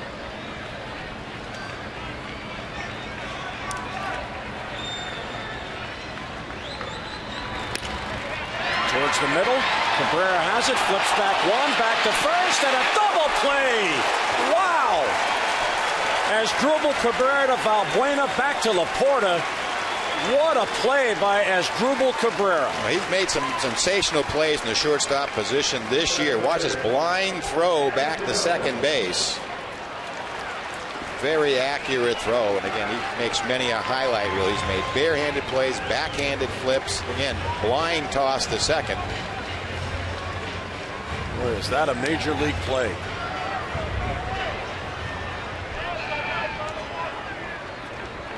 So Cabrera got it to Valbuena, who had plenty of time to get the relay back to first to get Markakis. 2 down, the base is empty for Adam Jones. I mean, the difference there is an inch to having 2 on and none out, and because of the great play, the bases are empty. Because that ball was hit hard. Yeah, you could add no outs, or maybe even with a terrific play, maybe you get 1 out, not 2. Side 2-0 on Jones. Adam in his first at bat got the Orioles on the board. His 2nd home run in the series. He's got 4 extra base hits now, and he didn't miss it. Yeah, hanging slider, it's at about 15 rows up in left field. There's no doubt about it. Waves at that one, 2-1.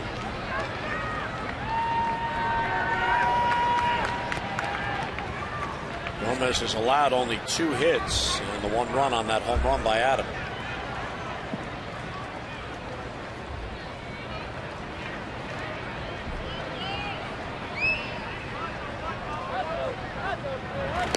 Inside, ball 3.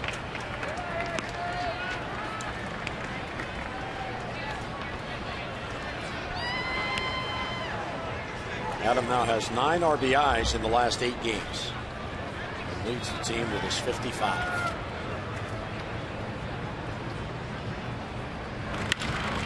Hard hit ball to right to short. There's Cabrera. And the inning over as the Orioles go down. A base hit, none left. We'll head to the 5th at Camden Yards. 3-1 Indians.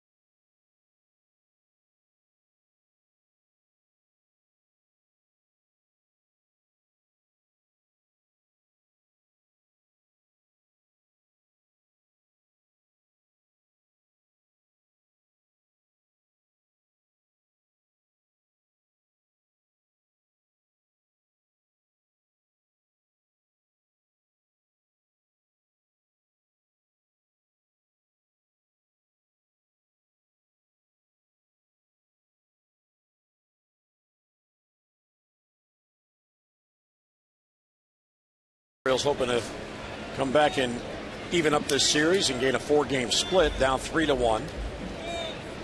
Indians have left 6 men on base, so they've had extra chances. Hendrickson on for his second inning. He relieved Atkins in the 4th and retired the side in order. Here's Carlos Santana, switch hitter batting right, and he takes a strike.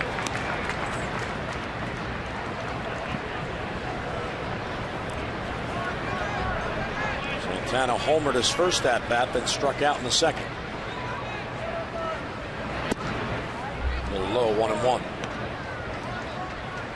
Santana much higher average from this side of the plate. 281, has a home run and 8 RBIs. The power side seems to be his left side.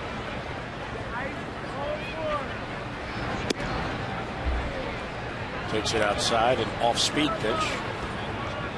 205 and 13 home runs hitting left-handed.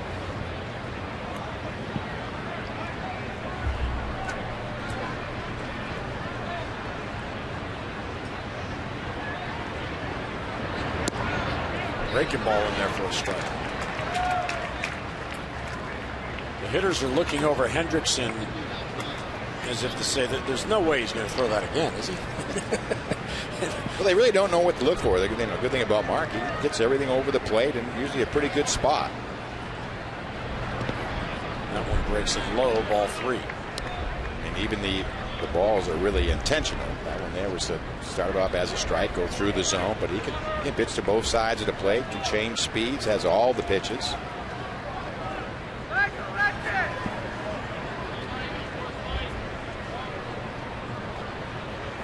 So full count on Santana, leading off in the Indians' 5th.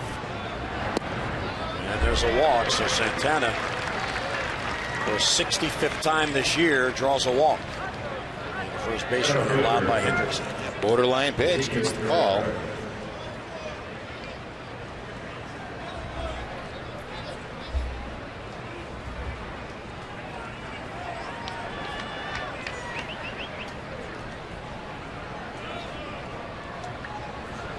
We'll see what Manny Acta does here. He's got Ezequiel Cabrera up.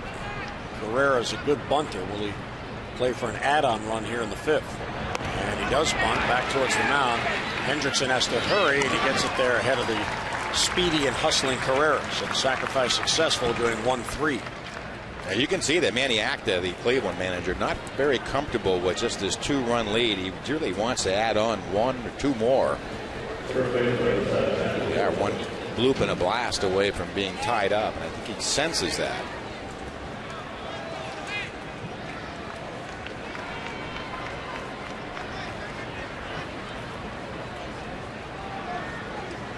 Here's Matt LAPORTA, the first baseman, was hit by a pitch in his first at-bat, flied out in the 3rd.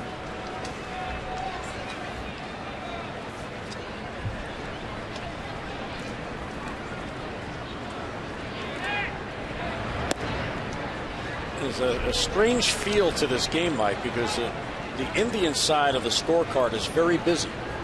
And the Orioles side of the scorecard is, well, not so much, but it's a 3-1 game. Yeah, you just got to keep looking at the scoreboard. It's down 2. A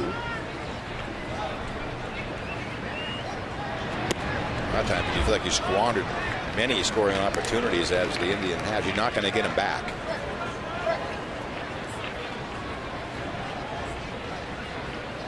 They left 2 on in the 1st, 2 on in the 2nd, and 2 more on in the 3rd.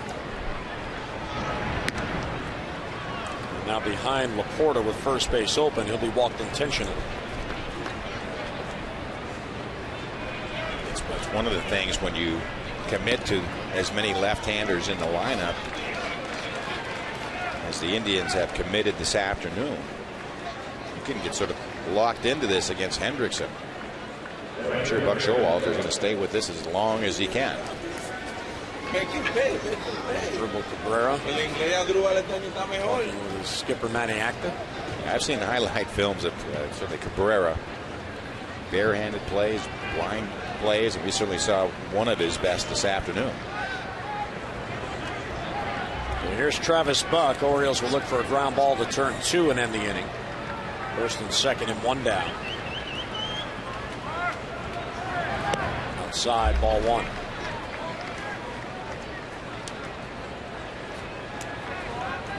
Buck has a 2-hit game going. He singled a drive and a run in the first, then doubled in the third. Those 2 at-bats against Mitch Atkins, the Orioles starter.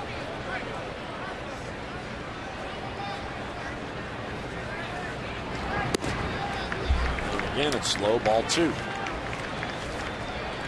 Craig Tatum will try to coax him back into the zone. Let's still try to get ahead. Give you a little break. Fans, on Sunday, July 24th, your kids can live out their big league dreams as all fans 14 and under are invited to run the bases against the 135 game against the Angels. Get your tickets in advance and save by calling the Orioles at 888-848-BIRD or get online at Orioles.com. And Mohawks are not required. We encourage you to bring out your kids here. That'll be the final game of the homestand next Sunday.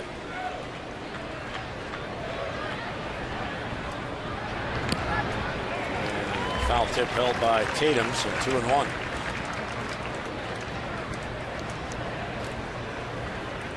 Travis Buck, a former first-round pick of the Athletics. That was in 2005. Signed with the Indians as a free agent.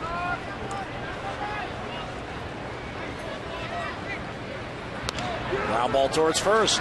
Lee has it. He goes to second for 1. Back to first. And in time for a double play. And the Indians can't believe it. Sandy Alomar Jr. with his hands up at Hunter Wendelstedt. But the Orioles get the call. The Orioles turn 2. Congratulations to Pat Pfaff from Bel Air.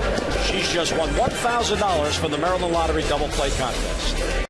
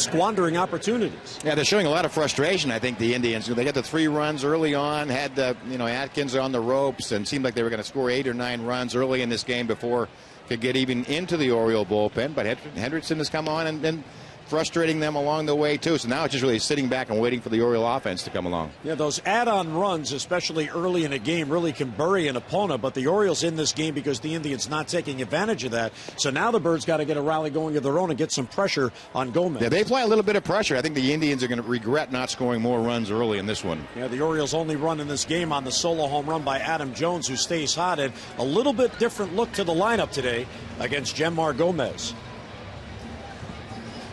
As Vladimir Guerrero was placed on the disabled list. So Jones is in the number 4 spot. Matt Engel called up from AAA. He's in the leadoff spot. And the Orioles got out of that top of the 5th with a nicely turned double play. So here we go to the bottom of the 5th. And Matt Wieters will lead off. And he swings through a changeup, 0-1.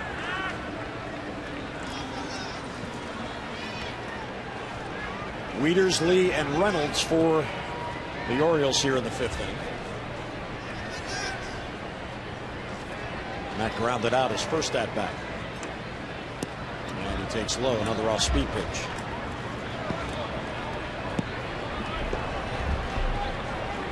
Jemar Gomez looking for his first win in the major leagues this year. He is 0-1. Called up from AAA to make this start today.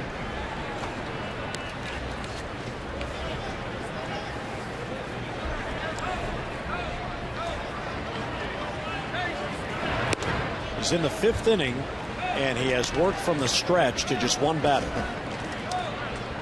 J.J. Hardy singled leading off the 4th, and then Markakis hit into that double play that was turned tremendously by ASDRUBAL Cabrera on the flip to Valbuena.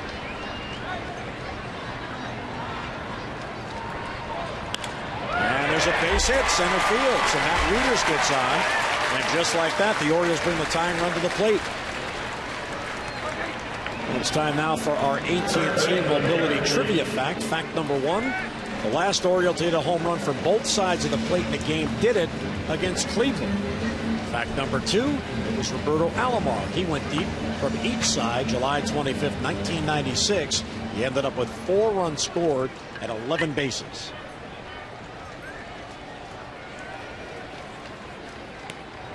So here's Derek Lee now coming up with a man on in the 5th.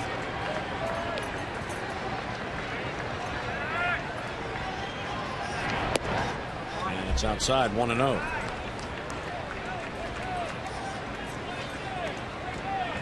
That slider has really been the go-to pitch for Gomez this afternoon. Showing an outstanding sinker. He's had good success. This is just the 2nd start against the Orioles. Good 6 innings in the start last August. And he allowed 1 earned run in that one.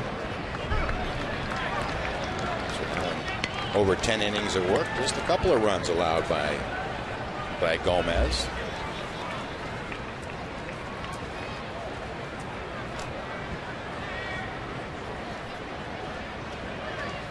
Another chance for the Orioles here with a leadoff man on.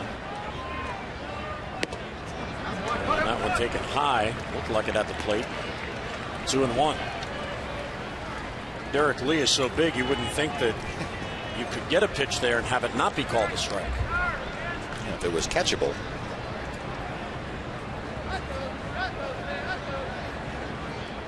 Crowd Lee up the middle. Breaking ball in there for strike 2-2. That's him. Kick of the dirt by Derek Lee. That was a pitch I'm sure he'd like to have another pass at. And as we say, front door breaking ball. That's kind of at you and then comes over the inside corner. Very dangerous pitch.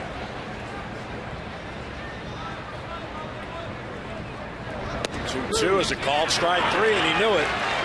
So Gomez that time out-thinking Derek Lee, who in those last 2 pitches obviously wasn't looking for him. Yeah, I just said that's a good mix of pitches. That ball catches a lot of the plate. I think Derek Lee really convinced another slider was coming.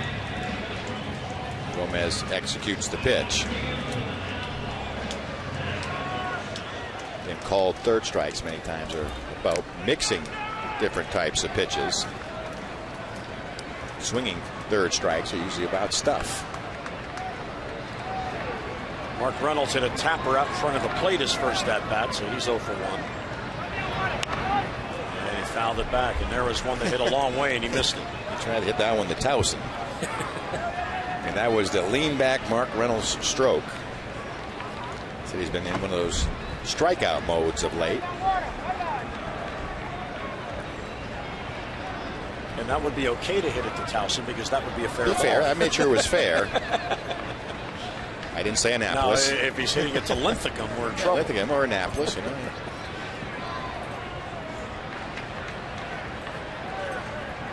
Wieters at first with 1 down now. And there's a strike. And it's 0-2. Not overpowering, but he's got good movement.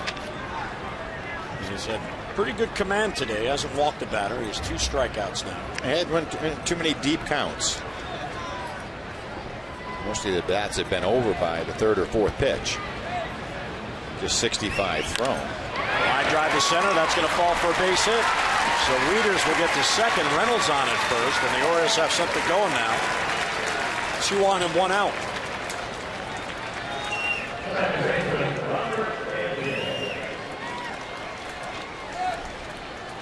Reynolds now 1 out of 2. Take a look at his swing hit in the series. And that's a pretty good pitch from Gomez. And the one-handed swing back up the middle. See Reynolds reaching for it.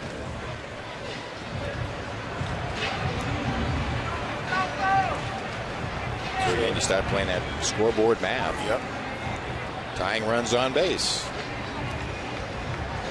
First time today the Orioles have had a runner at second base. Santana had to go out to the mound and change the signs. Here's Andino, who flied out to right field his first at bat.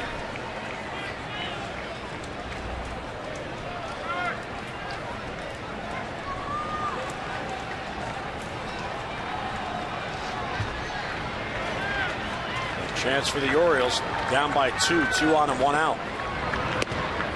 And that one's inside, 1-0.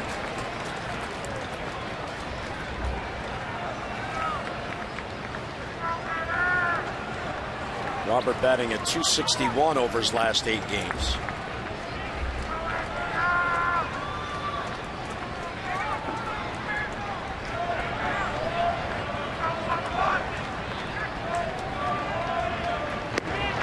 Takes strike 1-1. It doesn't like you don't get a good look at his fastball. It's a lot of takes on pitches that are catching a lot of the plate. Whether it's that late movement or hides the ball real well.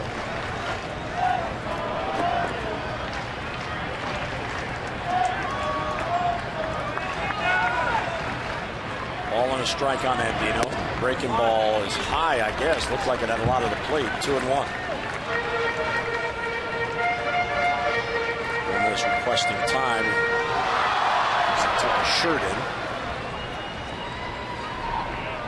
Maniacta anxiously looking on, realizing all the missed opportunities by the Indians. They've left 7 on base in the first 5 innings, but have not been able to score since the first, while Buck Showalter's team is hanging around. They sent 18 men to the plate the first 3 innings and only scored 3 runs.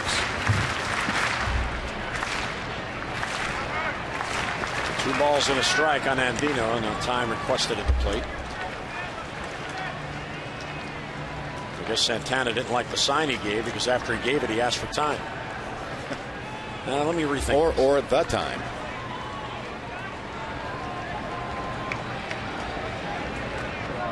Here's the 2-1 pitch coming to Andino. Inside, field of first. He did not swing, said Hunter Wendelstedt. So Andino has worked the count full.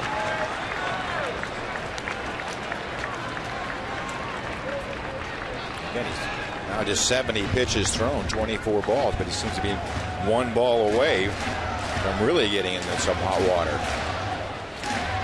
Giving up 4 hits in a run. Looks like they're going to get somebody up in the bullpen. Really is just 1 mistake away. 3-1, high fly ball, deep left field. Back goes Brantley, and that ball is gone. Over the leaping glove of Brantley. Andino hits it out, and the Orioles have the lead. And there's the 1 mistake that Mike Flanagan was talking about. Second home run of the year for Andino, and you could feel it coming. Getting 1 mistake away, didn't want to load the bases, throws a pitch down the middle of the plate, and Andino gives it a ride. Just a couple of rows in. A nice pass by Robert Andino. He said 1 swing in the bat. You could feel it to maybe the second row. Well, the guy in the red shirt lost a beer, but that's okay. Here's Craig Tatum now. So Buck Showalter's team has come back to get the lead.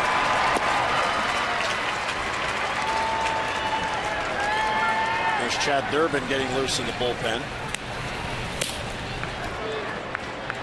So 3 hits in the inning, and Andino's home run, his first since April 30th, gives the Orioles the lead. It was kind of strange because you had the feeling that really the momentum was on the Orioles side, even though they were down 3-1 with all the missed opportunities.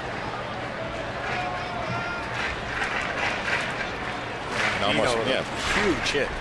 Almost as if the Indian offense shut down after the first couple of innings. And Tatum takes outside, 2-1. So Mark Hendrickson restored order. Although in fairness to Atkins, after the first inning, he did not allow another run. Tim Belcher's going to come out, Chad. There's Mitch, his start. He was pulled after 3 innings. Really didn't have good command today. Buck Showalter, sensing a chance to get back in the game, pulled him. Time now for our Suzuki Game Flow. Auto's all-wheel drive lineup. Suzuki, the power of engineering. And the Game Flow in this one is all about the power. The Orioles now have a 4-3 lead.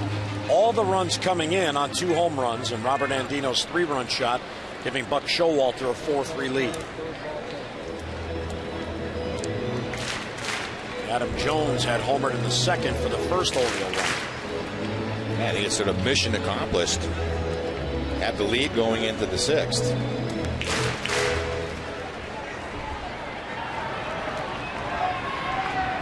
Big clutch home run hit by Andino. He had 7 RBIs for the season coming into today's game, and he gets 3 on that one swing. 2-1 to Tatum. Ground ball off of the pitcher towards short. There's Cabrera. He'll flip it across to get the out. And 2 men down here in the 5th inning. So Tatum loses a base hit because it hit the pitcher.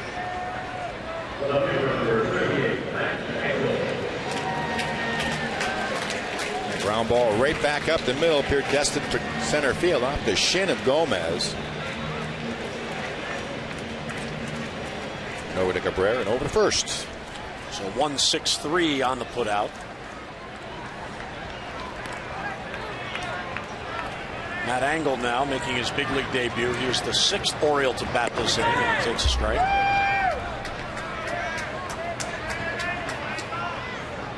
Engel hit .266 in 81 games for Norfolk this year. Ground ball slowly towards short. Cabrera playing shallow. Will flip it across to get Engel, and the inning ends. But the Orioles turn it around after 2 singles. Robert Andino with a 3-run blast to left. And the Orioles now have a 4-3 lead.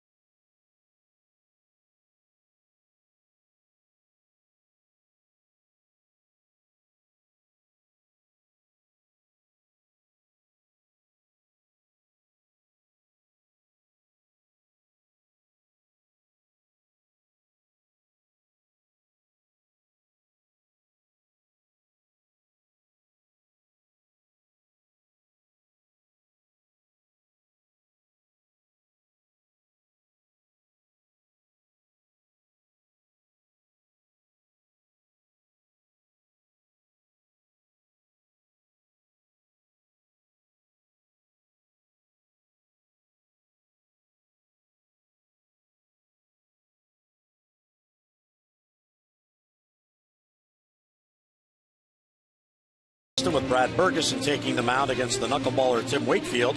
Our coverage on MASN HD begins at 6:30 with those extra presented by Verizon 4G LTE, and then game coverage at 7 o'clock. We've got all the access you need right here on MASN. And the series preview, Orioles trailing 6-2 in the series. You see the batting averages, 20 points different.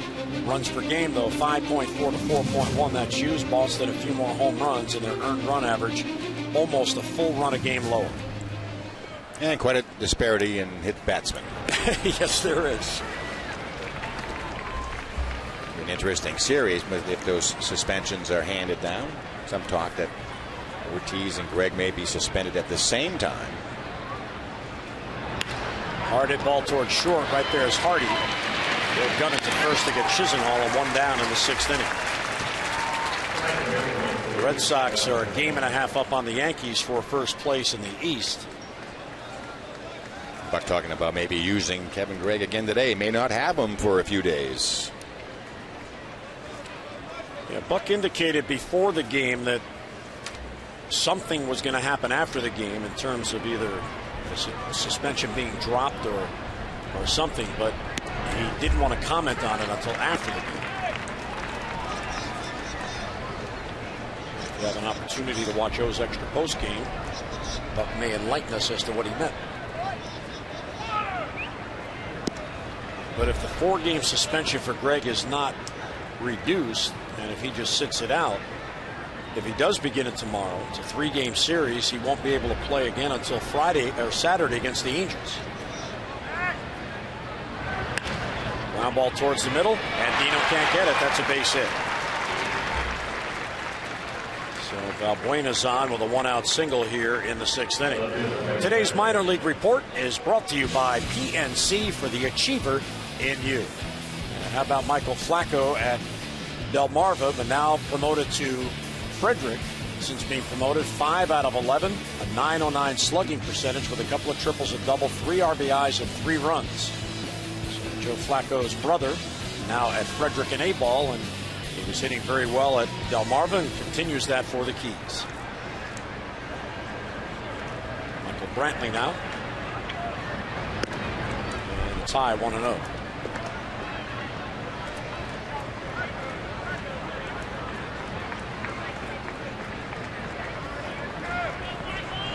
If it feels like Brantley bats every inning, it's because he almost has. It's the 6th inning. He's already batting for the 4th time.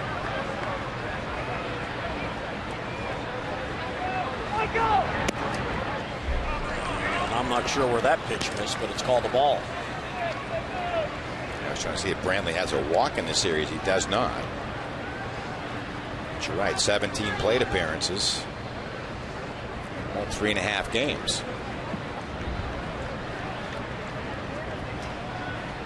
1 on, 1 out, 2-0 on Brantley. And that one's inside, ball 3.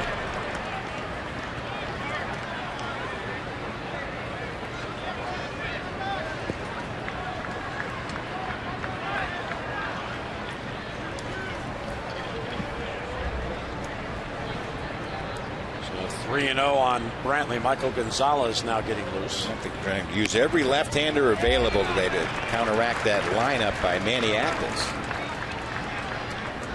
Well, those have 3 out there. 1 in the game, Hendrickson, 1 getting loose. Gonzalez and Troy Patton, who was called up today. He's active and available if Buck Showalter needs him. There's Troy. So Showalter really trying to take advantage of using that left-handed lineup against him. 3-1 is grounded towards the hole, and Dino has it. He'll go to second to get the lead runner. Back to first is not in time. But again, nicely done by Andino, who does a real good job going into the hole and spinning to get the lead runner. Yeah, imperative to always try to get that lead runner, keep him off second base. Quick spin, accurate throw to Hardy.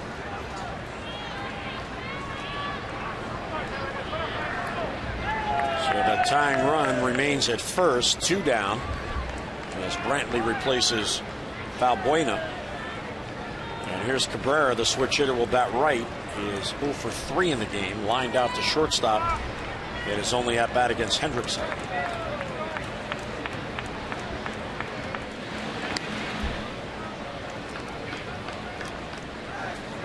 Now, Brantley is a stolen base threat. He's being held close there by Hendrickson. He is 12 out of 15 in steals.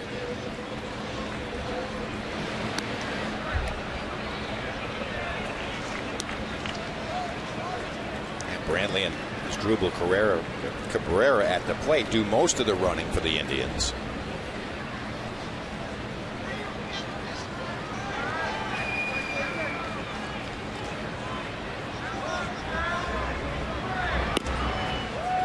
Ball outside.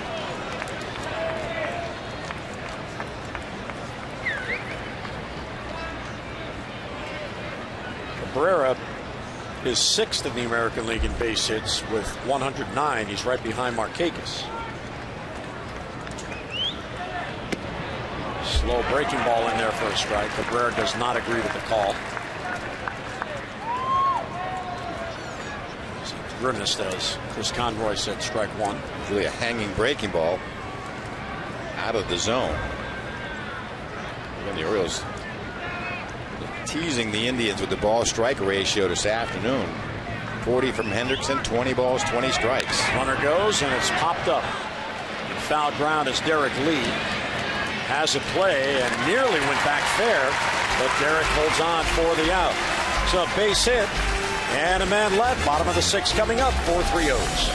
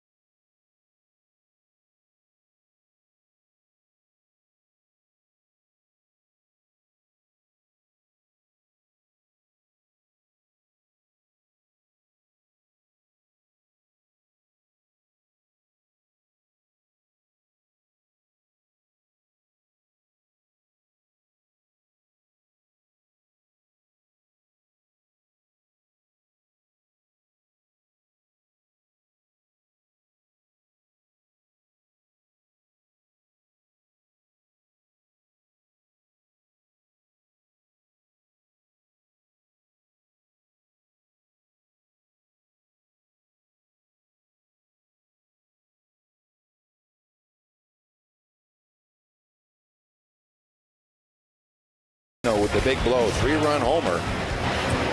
And they'll go ahead 3-run homer in the fifth. Adam Jones solo homer in the second. Hafner and Santana go back-to-back homers in the first. Indians have left 8 on. The Orioles 0. So Andino's home run, the big blow and the difference in the game as the Birds now look for some add-on runs. Hardy, Markakis, and Jones, so the heart of the lineup coming up. And Hardy to center field, chasing Cabrera. He'll get there and has it for the out as he calls off Travis Buck. So JJ gave it a ride, but the ballpark holds it 1 down. And JJ 1 out of 3.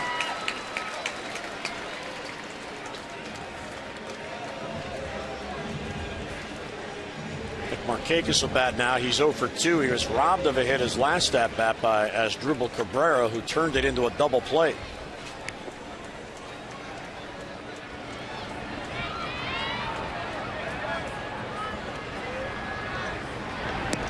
And it's inside and goes all the way back to the screen.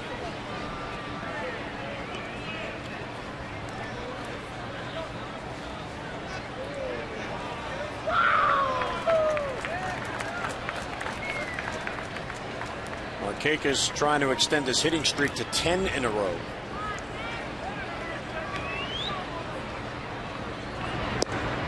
And there's an off-speed pitch. It looked like of some kind that floated in there.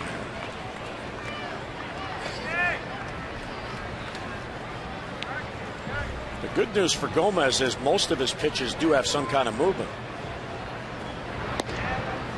Strike on the inside corner. He's pitched a lot of the Oriole left-handers in with that late breaking two-seam fastball that starts out, looks like a ball, and comes back and catches that inside corner. It's really kept the Oriole hitters honest. Had him taking that pitch a lot. Markakis down on the count, 1-2. High fly ball, deep right, back it goes, and that ball is gone. Markakis goes deep, and the Orioles have a 5-3 lead. And a happy fan with a souvenir. Third home run of the afternoon. They have gone to that inside fastball one too many times. 9th home run of the year for Markakis. All 5 runs come via the long ball. 1-2 pitch. Again, they're trying to nip that inside corner. Well, may have been a ball. Markakis looking in there. Low line drive, home run. And Markakis, for the first time this year, has homered in back-to-back games. And his home run chases Genmar Gomez. So pitching change at Camden Yards, 1 out in the 6th. And the Orioles now with a 5-3 lead.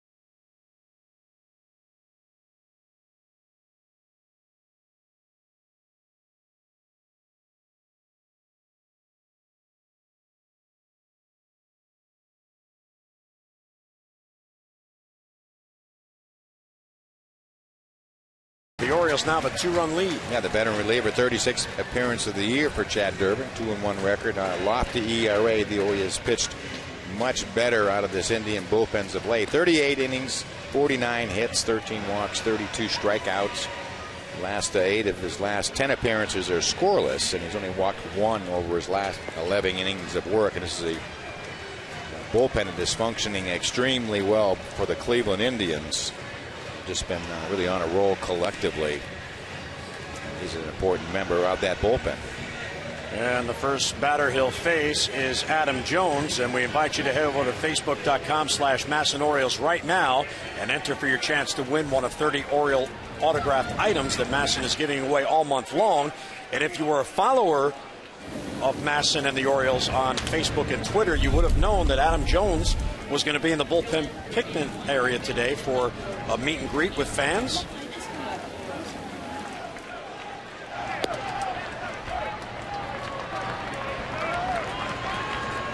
get online at MassonSports.com and you can check it out, and then you'll know.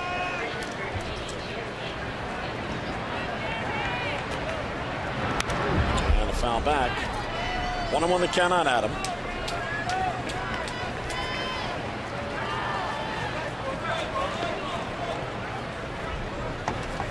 Durbin worked in Friday's game, and he pitched 2/3 of an inning.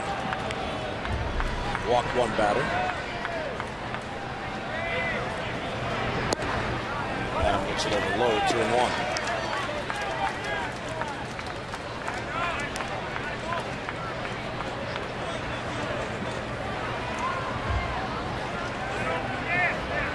And the Orioles have a 5-3 lead on 3 home runs. They've actually still been out hit by the Indians 7-6, but they have the lead. I'm trying to remember the last time they scored this many runs, had the lead, and have not left a man on base. Yep. Indians have left 8.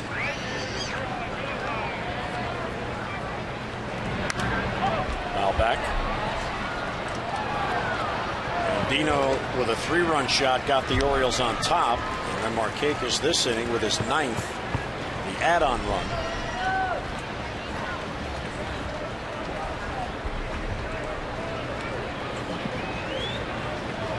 Hot day, the Orioles have now out-homered the Indians 3-2. So Tapper past the mound. Valbuena side on it to first to get Jones for the second out. There's been some real good defense in this game. So Gomez goes 5 1/3, 5 earned runs. He allows 6 hits. He struck out 2 and did not walk a batter. When half of your hits allowed are home runs, tough to win. Yeah, it just makes for some odd line score. If yours had one man in scoring position today? Yes. All day. It was Wieters in the 5th, and he scored on Andino's home run. You get 5 runs on the board. Ball too low.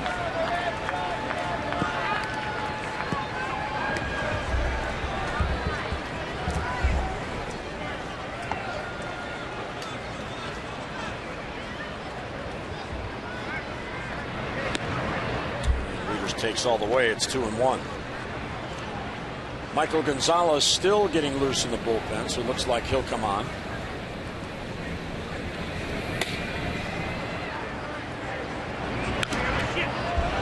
Readers fouls it back. Red Sox are here tomorrow. They are the Sunday night game tonight at Tampa, so they'll be getting in the wee hours of the morning.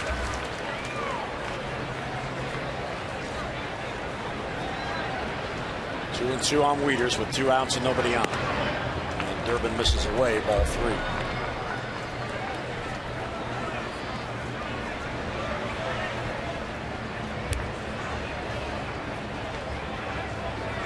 Derek Lee waits on deck if Wieters gets on.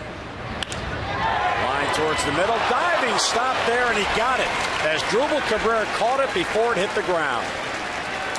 So yet another fine play by Cabrera, but Nick Markakis goes deep, his 9th home run on the year, and the Orioles now hold a 5-3 lead.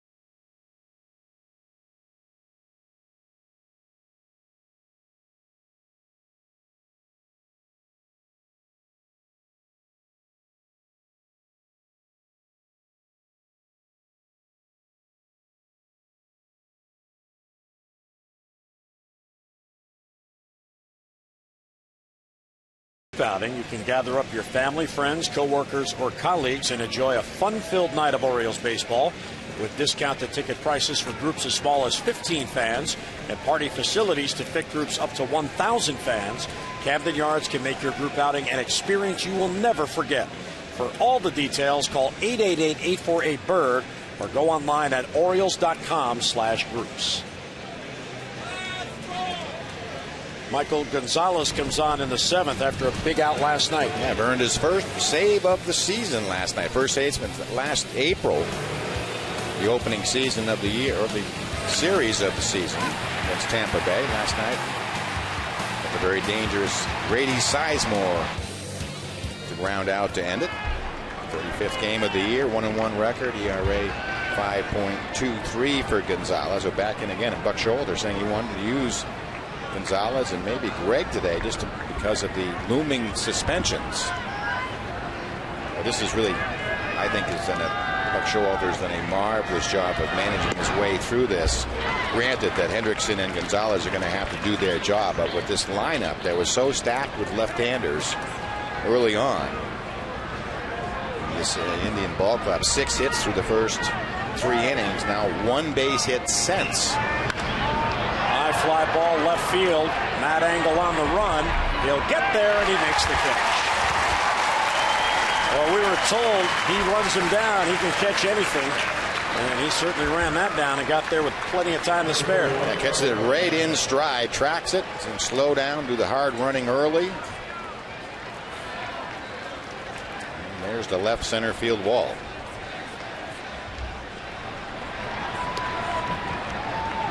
So 1 down. Carlos Santana will bat.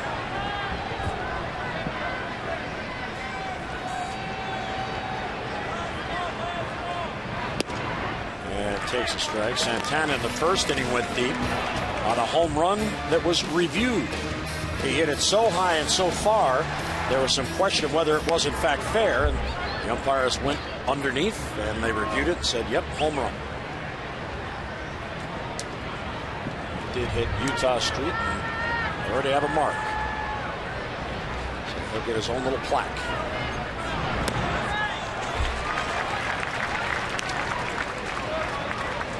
Still waiting for somebody to hit the warehouse. And if it's going to be hit, to me, it's going to be right down that right field line, and probably by a left-handed hitter. I don't see it hitting the warehouse, dead center field. 1-2 pitch is fouled off.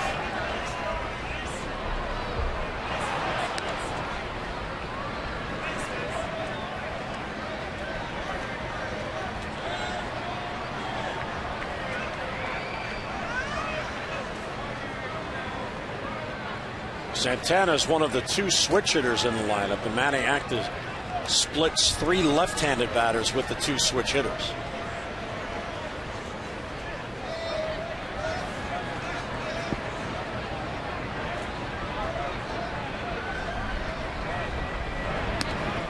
Inside, that evens the count at 2-2. Yeah, straight changeup from Gonzalez.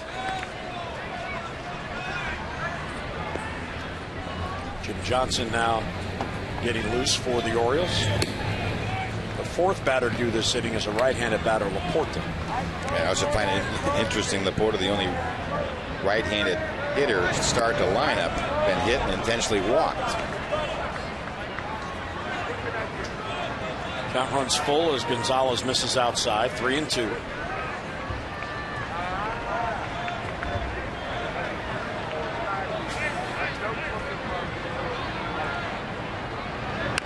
A slow ground ball towards third. Tough play for Reynolds, and he won't be able to make it. There's an infield hit. His only chance was to barehand, and he couldn't grab it.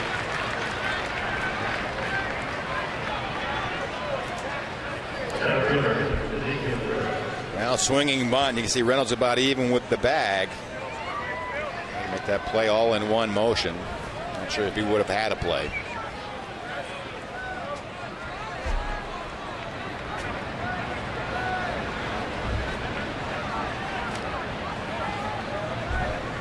Santana's on. That brings the tying run to the plate.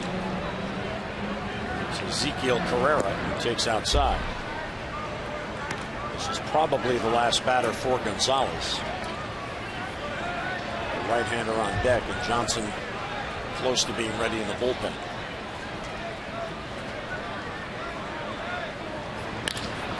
And there's a base hit up the middle. Real good approach there. He just slapped it right through. So it's 2 on with 1 out in the 7th inning as the Indians put the tying runs on here in the 7th. Now hitting the Orioles now 9-6. Just short on the run side.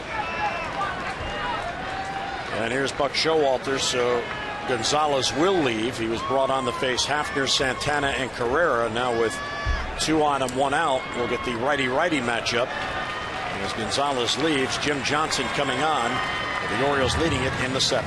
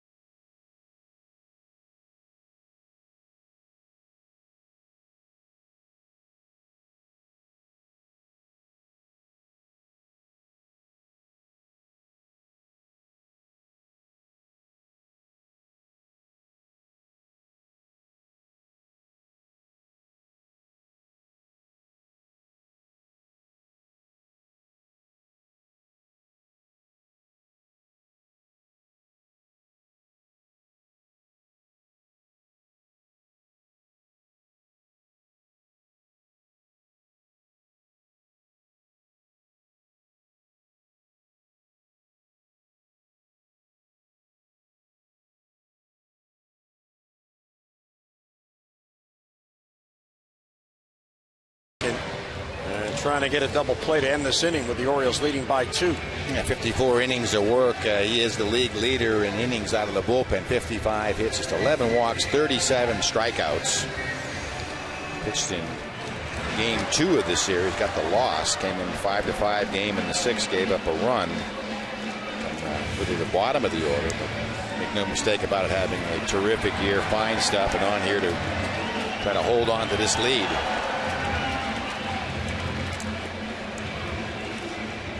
So the lone right-handed batter in the lineup comes to the plate, Matt LAPORTA. As Mike mentioned, he has only one official plate appearance, a fly ball to center field. He's been hit by a pitch, and after falling behind 2-0, the Orioles walked him intentionally in the 5th. Line drive left field, base hit. Angle charges. The runner, Santana, will be held at 3rd. So Johnson is immediately greeted with a base hit by LAPORTA, who was looking for a fastball, and he got it. Jumped all over.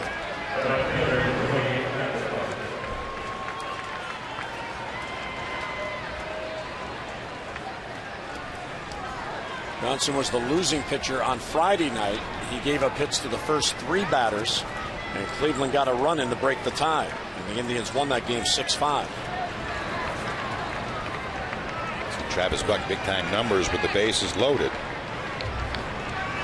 In that game on Friday, it was LAPORTA, the first batter to face Johnson, and he doubled as that got that rally going. Travis Buck 1 for 2 lifetime against Jimmy Johnson.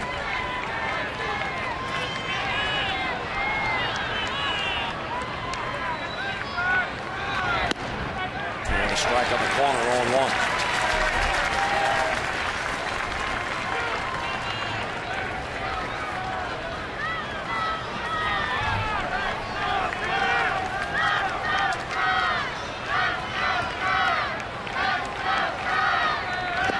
Swung out and missed. Well, Tatum had to go down for that one and move so much.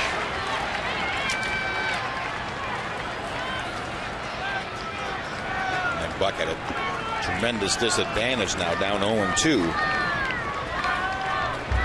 Jimmy Johnson's coached the most ground ball double plays out of the bullpen. And right back to Johnson. He knocks it down. He'll come home to cut off the run.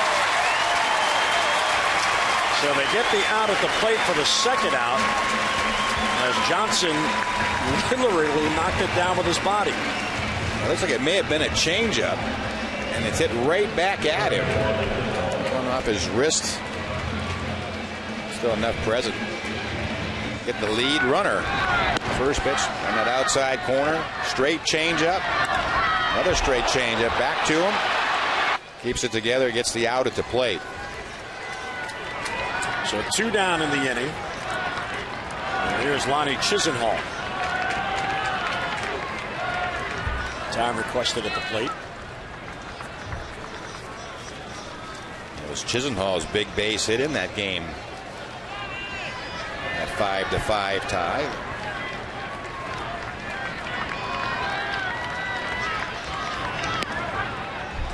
And Johnson misses 1-0.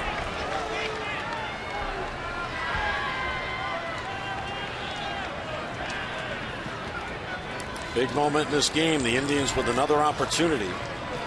They've already left 8 men on in this game. There's a strike right at him. Overpowering stuff by Johnson. Yeah, 95. Carrera's at 3rd, LAPORTA at 2nd, Travis Buck at 1st. 2 men down.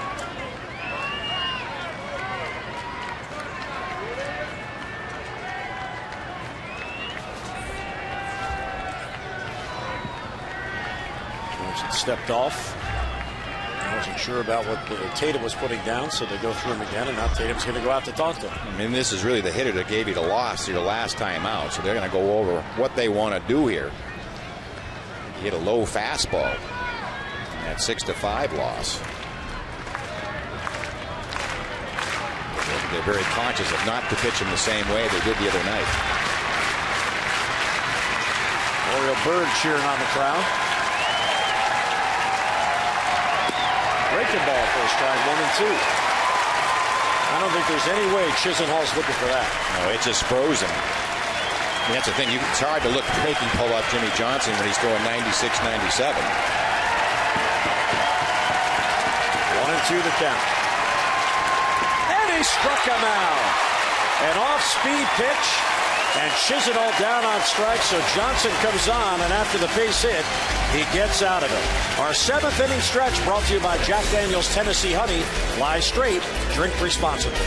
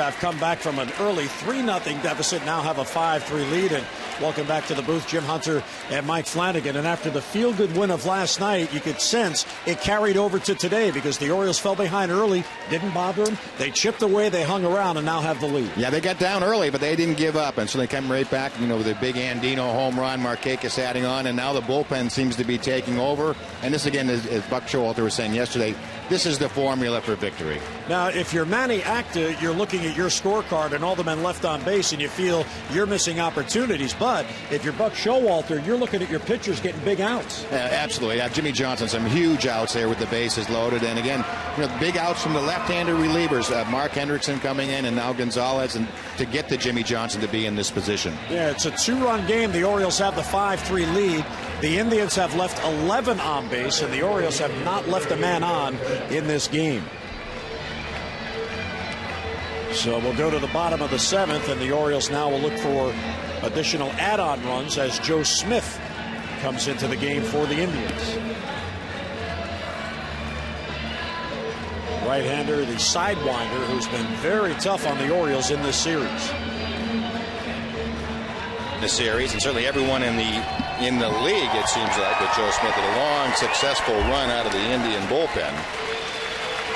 Those low three-quarter submarining type pitchers.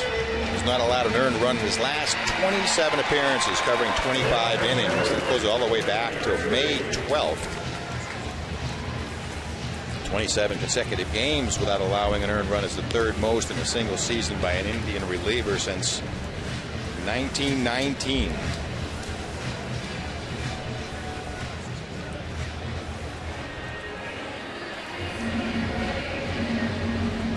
So Joe Smith replaces Durbin with 2/3 of an inning. And here's Derek Lee to lead off. Reynolds and Andino will follow.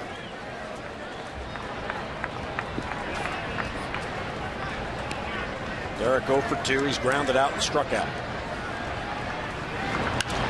First ball swinging, and he pops it foul. That'll be in the stands behind the Oriole dugout.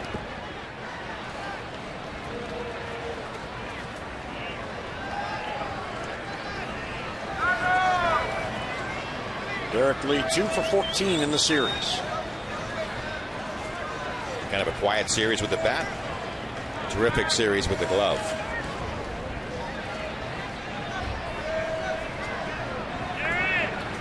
Orioles trying to gain a 4-game split here as Lee fouls it off. And put together back-to-back wins.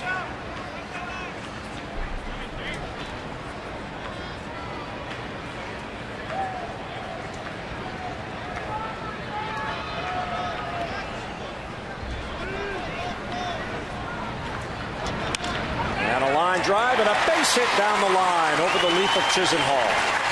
Lee thinking about 2. He's going to try for 2. Here's the throw. He is safe with a slide to the outside part of the bag. So Derek Lee gets in the scoring position leading off here in the 7th. And he did it with good hustle. Take a look at the pitch from Joe Smith. Breaking ball stays on the inside part of the plate down that left field line. Derek Lee hustling. Good slide to the outside part of the bag.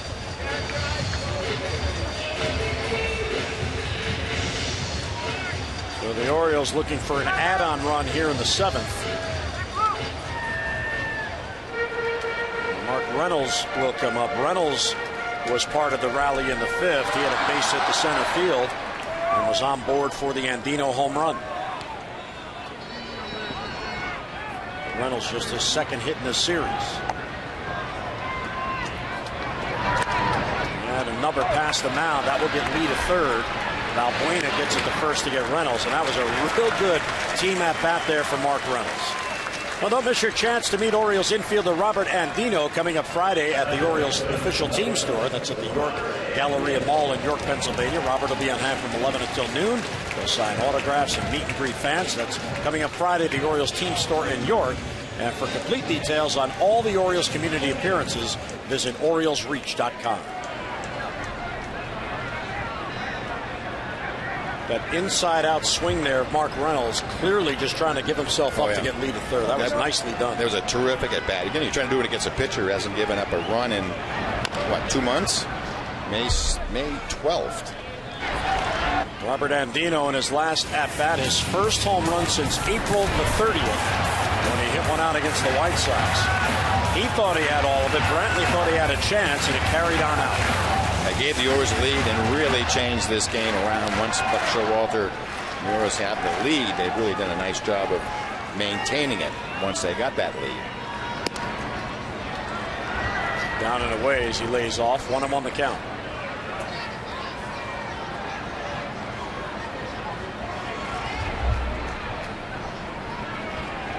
Derek Lee at 3rd. The Indians have the infield in. And they cut off this run late in the game. Pitch out. They thought a squeeze might be out.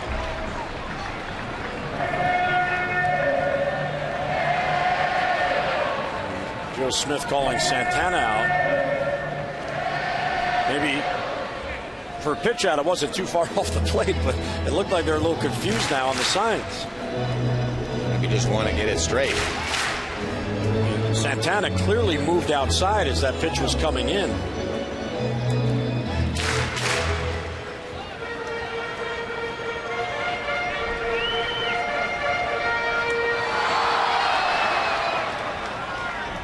So 2-1 on Andino. Derek Lee at 3rd. And there's the squeeze. He lays it down. The flip to the plate. Right in time. Executed by Andino. The throw gets away from Santana. Andino going to 2nd, and he's in. How about that with Derek Lee at 3rd? The suicide squeeze successful, and the Orioles get an insurance run. Well, they put it on right after they pitch out. Andino gets it down, and it's a fine bunt, just getting it down. No play at the plate. Derek Lee can trot on home. Andino will get all the way in scoring position. He's doing against a pitcher that hadn't given up a run in a couple of months. Tatum, a big bouncer to Cabrera at short. He'll get it to 1st for the 2nd out. So Andino will be given credit for a sacrifice and an RBI as Lee scored, and he goes to 2nd on LAPORTA's error on the throw that got past Santana. And this really is funny to me how things work out in Buck Showalter's office. Early this morning, he was talking about the lineup and talking about maybe hitting Tatum in front of Andino. outfit of Andino in front of Tatum at the lineup, what that does to your lineup, and just that decision maybe at 9:30, 10 o'clock this morning. An important outcome in the game. The 3-run homer by Andino and the squeeze out of that 8 spot. Yeah, how about that? 4 RBIs out of your number 8 hole hitter. So Andino's had a big game. Matt Engel takes ball 1.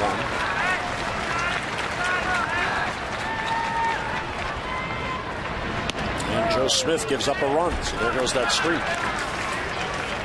Goes all the way back to an earned run since May 12th. 27 consecutive games.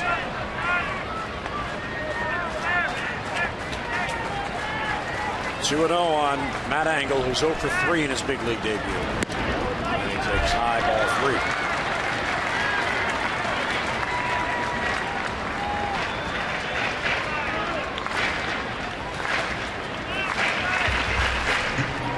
Run in, 6-3. The Orioles have the lead.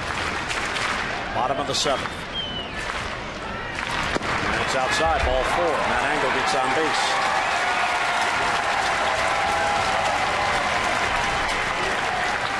I doubt he was pitching around a rookie making his big league debut, but it does give him the righty-righty matchup with Hardy coming up. And with that sweeping slider he has, very effective pitch to right-handed hitters. Yeah, very tough on the righties. And we've seen that out of a number of these Indian relievers. That's low 3/4 sweeping side, a very effective pitch. The Orioles doing this against the second-best bullpen in the American League. There's Tony Sipp, left-hander, one of the 2 lefties in that bullpen. He's now getting loose, and Tim Belcher, the pitching coach, is going to go out for a visit and stall for some time. Yeah, maybe let Tony Sipp get a little bit more ready. Tony Sipp is getting loose for the man on deck, Nick Markakis, the left-handed bat. Genmar Gomez started 5 1/3, 5 earned runs on 6 hits. Durbin 2/3 of an inning. And now Joe Smith, 1 run on 1 hit in this inning. J.J. Hardy has 1 hit today, singled in the 4th. He has also struck out and flied out. Hardy's now got a 4-game hitting streak with a base hit. He has 1 hit in each of the last 4. And there's that slider, and it's in there for a strike, 0-1.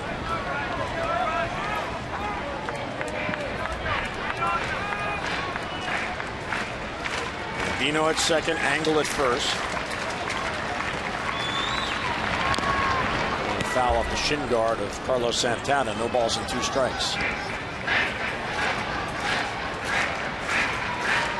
I don't think Hardy enjoys facing Joe Smith. No, he's taking it deep, so he's got him in his book. 1 for 5, and that's a home run. An unusual repertoire that he has. You just don't see these kind of guys.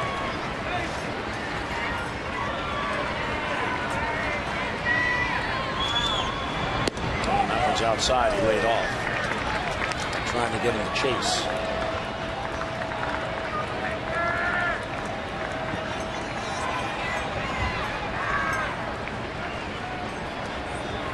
Big moment for the Indians here, trailing by 3, and the Orioles have 2 on, and Smith turns and looks back to second base.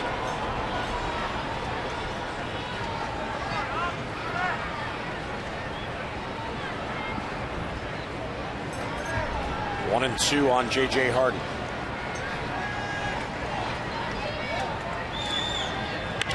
And a bloop to center field. Charging in is Cabrera, and he can't get it. It's in for a base hit. Here's Andino to score, and the Orioles have a 7-3 lead. Right off the end of the bat, and a bloop line drive to center field. Hardy comes through with a big 2-out hit. The Orioles have a 4-run lead. The ball jams Hardy. Target was away, and he just inside outs it and just gets enough to get it into center field. And Dino scores. Engel ended up at third with his speed. And Nick Markakis now coming up. Hardy with a big smile after that blue pit that'll look like a line drive in the box score. Nick Markakis has homered in 2 straight games now. For the first time this year, he hit it out a ton into the bleachers his last at bat. And he takes a strike.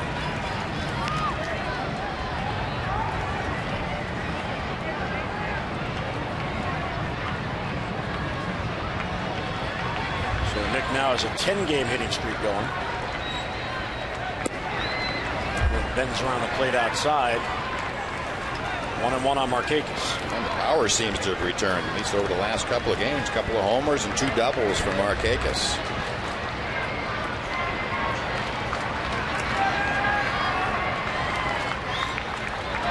One is outside, ball 2. Yeah, even with this new style of choking up on the bat, he's still generating power.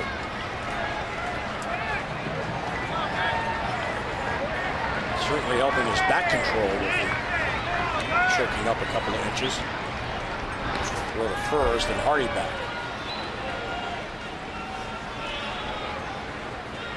He even sidewinds it to first.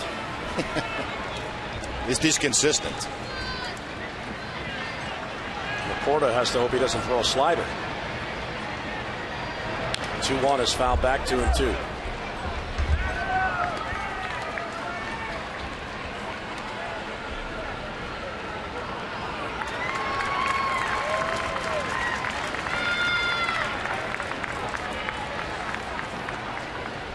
Seventh batter in this inning, Andino, the squeeze sacrifice bunt, got a run in.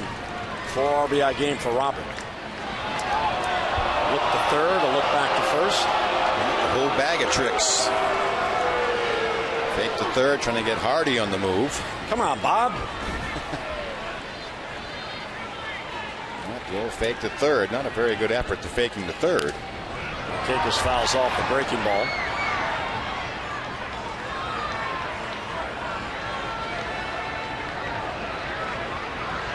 This is the longest inning the Orioles have had in this game with their 7th batter out.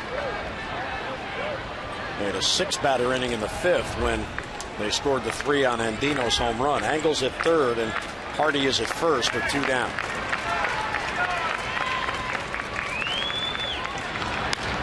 Slow ground ball towards second. Valbuena has it. He'll flip to Cabrera at second base. The force on Hardy ends it, but the Orioles get 2 more. We'll head to the 8th. Big day for Andino, 7-3 O's.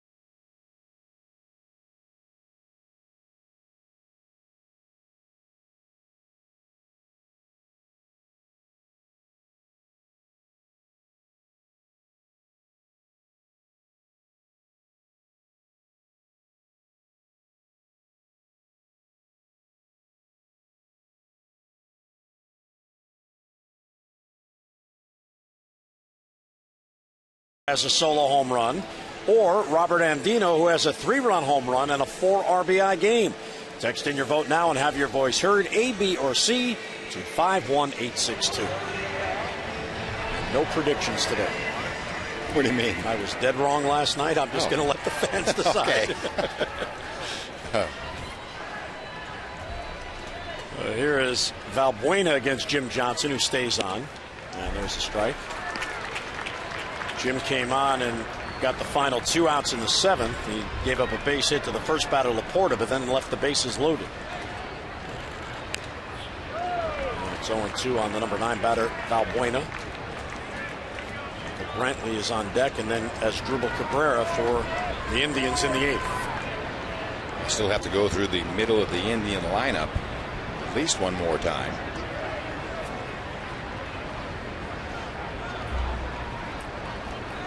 Maniacta, after winning the first 2 games in this series, is feeling pretty good about it. It's the 0-2, and it's a tapper that is foul. Yeah, it's really almost like there's been 2 different games this afternoon. It's the first 3 or 4 innings. Maybe just really the first 3 innings, and then after that, maybe leading up to the end, Dino home run, and everything changed. Well, and you and I were talking last night about the job the Indians bullpen did in the first 2 games in this series. 0-2 is swept towards second, and Dino to his left. They get it to first to get Valbuena for the first out. 3 scoreless innings on Thursday night, and then 5 scoreless innings on Friday night. Well, the Orioles bullpen in this game, 3 scoreless from Hendrickson, another scoreless combined for Johnson and Gonzalez, and now 1 out here in the 8th.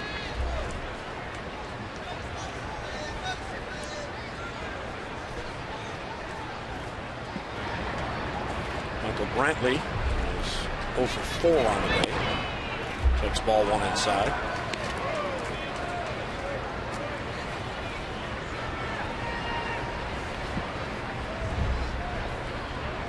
Brantley is 24 years old. There's a bouncer towards short. Hardy's there. And 2 down in the 8th inning.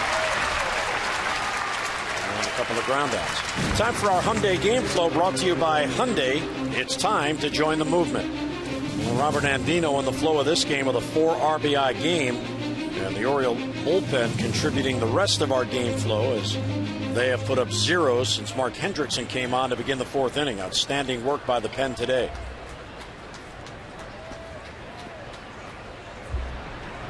And 2 down, the base is empty for ASDRUBAL Cabrera. Takes strike 1.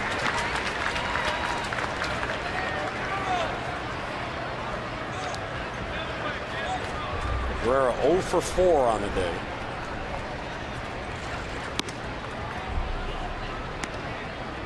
He struck out, flied out, lined out, and popped foul the first.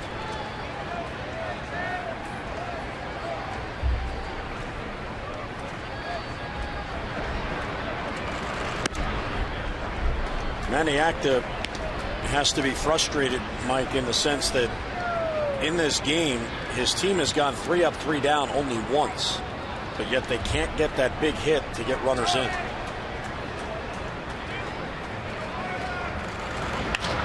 High fly ball to left, slicing on Matt Angle. He gets over there in the corner, and he has it for the out. So Jim Johnson has a perfect 8th inning as Matt Angle runs it down. Indians go 3 up, 3 down. Bottom of the 8th coming up, 7-3 Birds.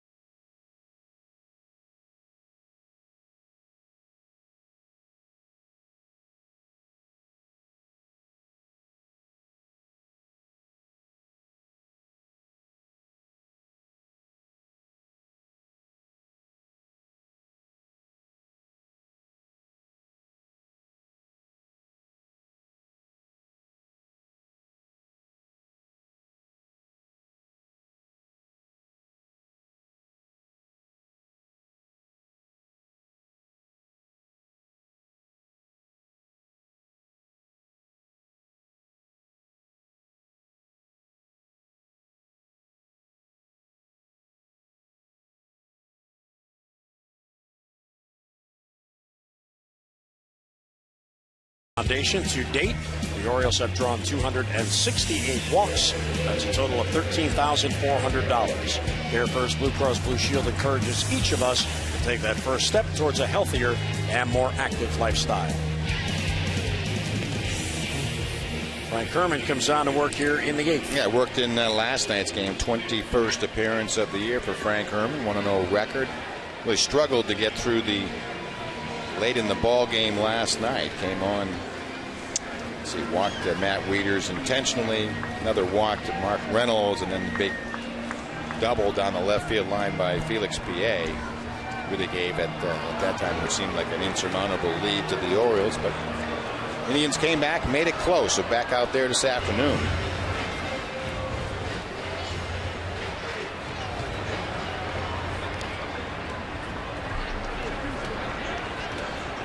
So Adam Jones will lead off.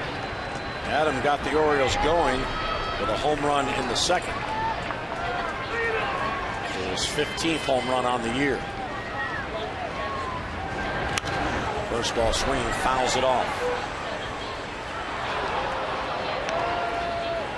So Smith goes 1 inning, 2 runs on 2 hits. Gomez allowed the other 5 runs, and the Orioles have a 7-3 lead now with Frank Herman on the mound for the Indians.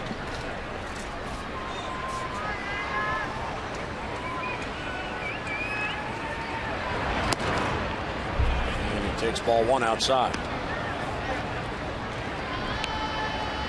So Adams now got a 3-game hitting streak going, and these modest streaks, but starting to come around a little bit is encouraging. High fly ball to center field, not that deep, charging in Cabrera. He'll get there with his speed, and he's got it for the out. And 1 away in the Oriole lead. You can follow the Orioles with the MLB.com At-Bat 2011 app for your iPhone, iPad, Android, or BlackBerry. You get scores, stats, highlights, live audio, pitch-by-pitch tracking, interactive maps of Oriole Park, and more. And you can even check in at Oriole home games for the chance to win prizes, including upgraded seats. So text At-Bat to 31826 or visit Orioles.com for all the details. Here's Matt Wieters now on this beautiful Sunday day. Deep right field. Back it goes. That ball is gone. Out to the flat court for Wieters. And it's an 8-3 lead for the Orioles.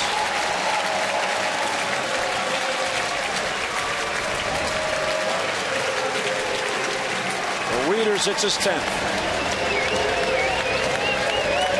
Didn't take long for this ball to get out. First pitch from Herman, hanging slider in the middle of the plate, 83 miles an hour, low line drive out onto the flag court. 4th home run of the afternoon for the Orioles. 1 in the 2nd, 1 in the 5th, 1 in the 6th, now 1 in the 8th. And Derek Lee is sharply hit, base hit to left field. That's how they treated Frank Herman last night.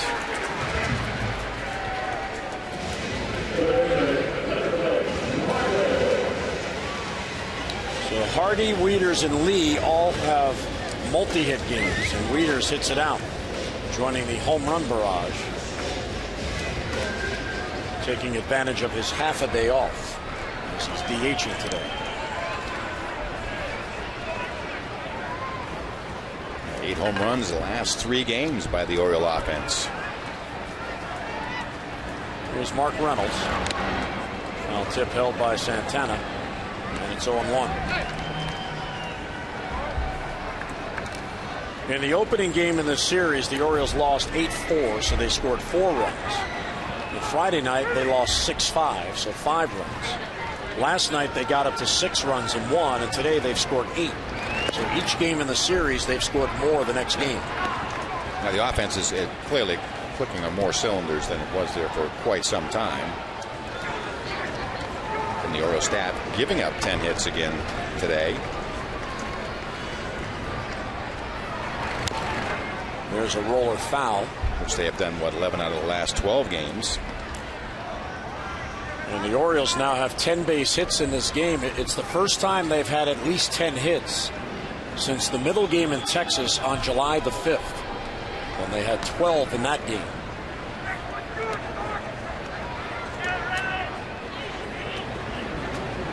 That was early on in their losing streak.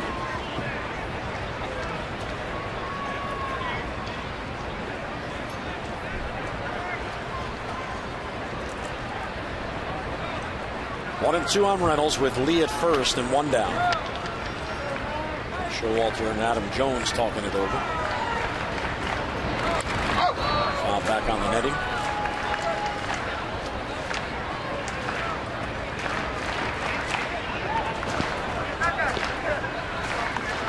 Just missed that slider.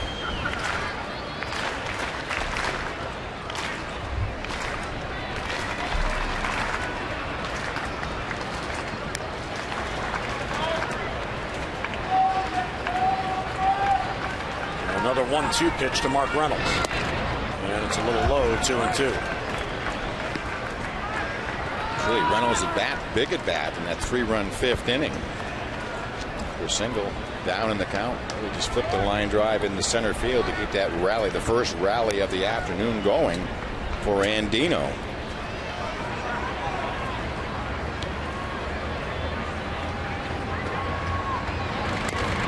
Off-speed pitch, he fouls it off to stay alive.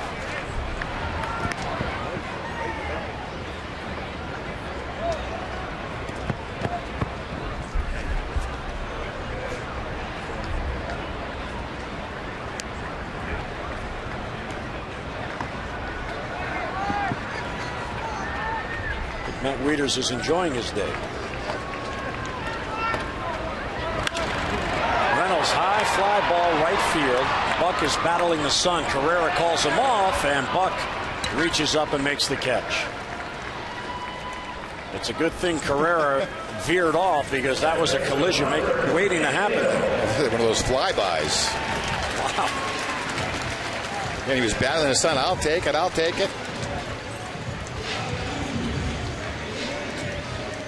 He definitely had the better angle. That's why you want to have outfielders that are different sizes. Right. You know? If they're the same size, that's a collision. There you go. So here's Andino. And he takes ball one. What's interesting is it looked like he avoided the collision because he just kept going in the same angle. And Buck just was taller and reached up and grabbed it.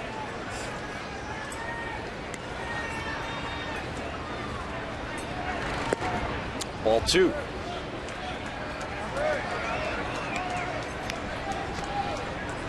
O.G. O'Hara is getting loose. Looks like he'll work the knife.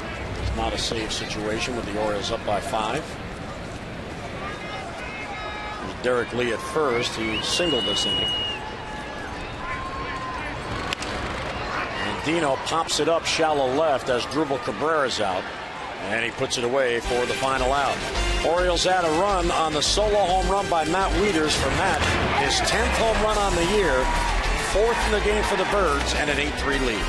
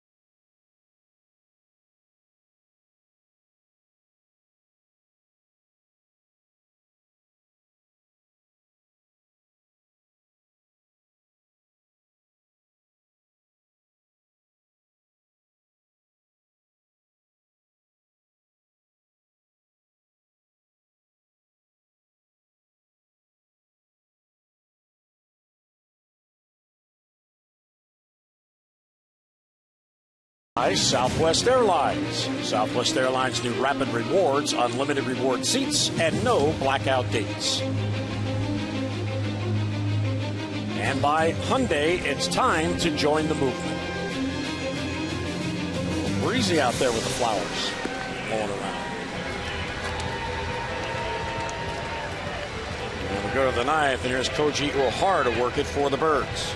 Koji will come out of the bullpen. 40th appearance on the year for Koji. 1-1 record, ERA below 2, and he has been busy. He pitched in the last game before the All-Star break. And it's like he's been a regular in this series. 43 innings of work, just 23 base hits allowed, and just 8 walks. So 31 overall runners in 43 innings pitched. And has really had a marvelous run out of this Oriole bullpen. ERA is 1.15 the last 28 games. This is the second time this year that Koji is working in 3 consecutive games as he misses outside the Hafner 1-0. However, it is the first time he is working in 3 consecutive days. He pitched Sunday, May the 8th against Tampa. Then the Orioles had the next day off. And then he got into the first 2 games on the 10th and the 11th against Seattle. So 3 consecutive games there, but that was over a 4-day span. And he's worked the second game and the third game in the series, and now in there again today. And strikeouts by relievers. Nobody better than Koji. Yep, he's taking it over. Hey, Vinny's on the list. Yo, Vinny, 51. West Coast Vinny. 1-2 pitch, he got him. And Koji picks up the strikeout, 1 away. Yeah, 1-2 pitch is that splitter. Late moving and well out in front, Travis Hafner. They just really haven't been able to figure Koji out.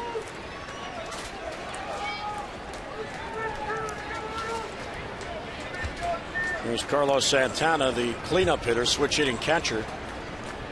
He was 2 for 3 with a walk. There's a strike.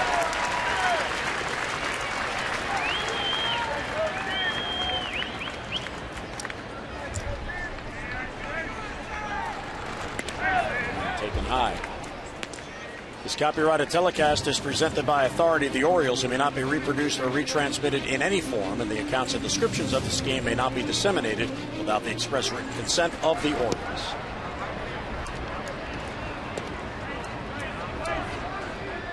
And 2-1 on Carlos Santana. 1 out in the 9th. Orioles 2 outs away from a 4-game series split. Tie, ball 3. I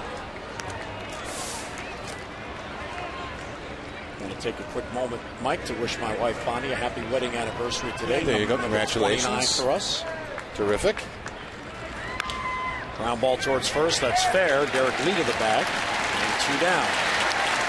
There's an update on the voting for the AT&T Player of the Game. And Robert Andino with his clutch 3-run home run and a 4 RBI day, running away with it. Still time to vote A, B, or C to 51862, and Amber and Rick will have the results coming up on those extra postgame.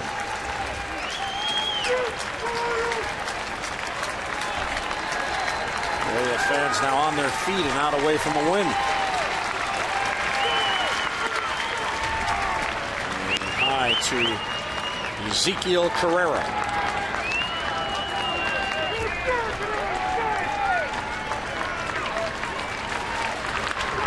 A high fly ball to right. Markakis moves in on it. He's got it for the out, and the Orioles win. So the Birds win back-to-back games for the first time since June 19th and 20th, and they do it in come-from-behind fashion. 3 up, 3 down go the Indians in the 9th. Our final score at Camden Yards, the Orioles 8 and the Indians 3.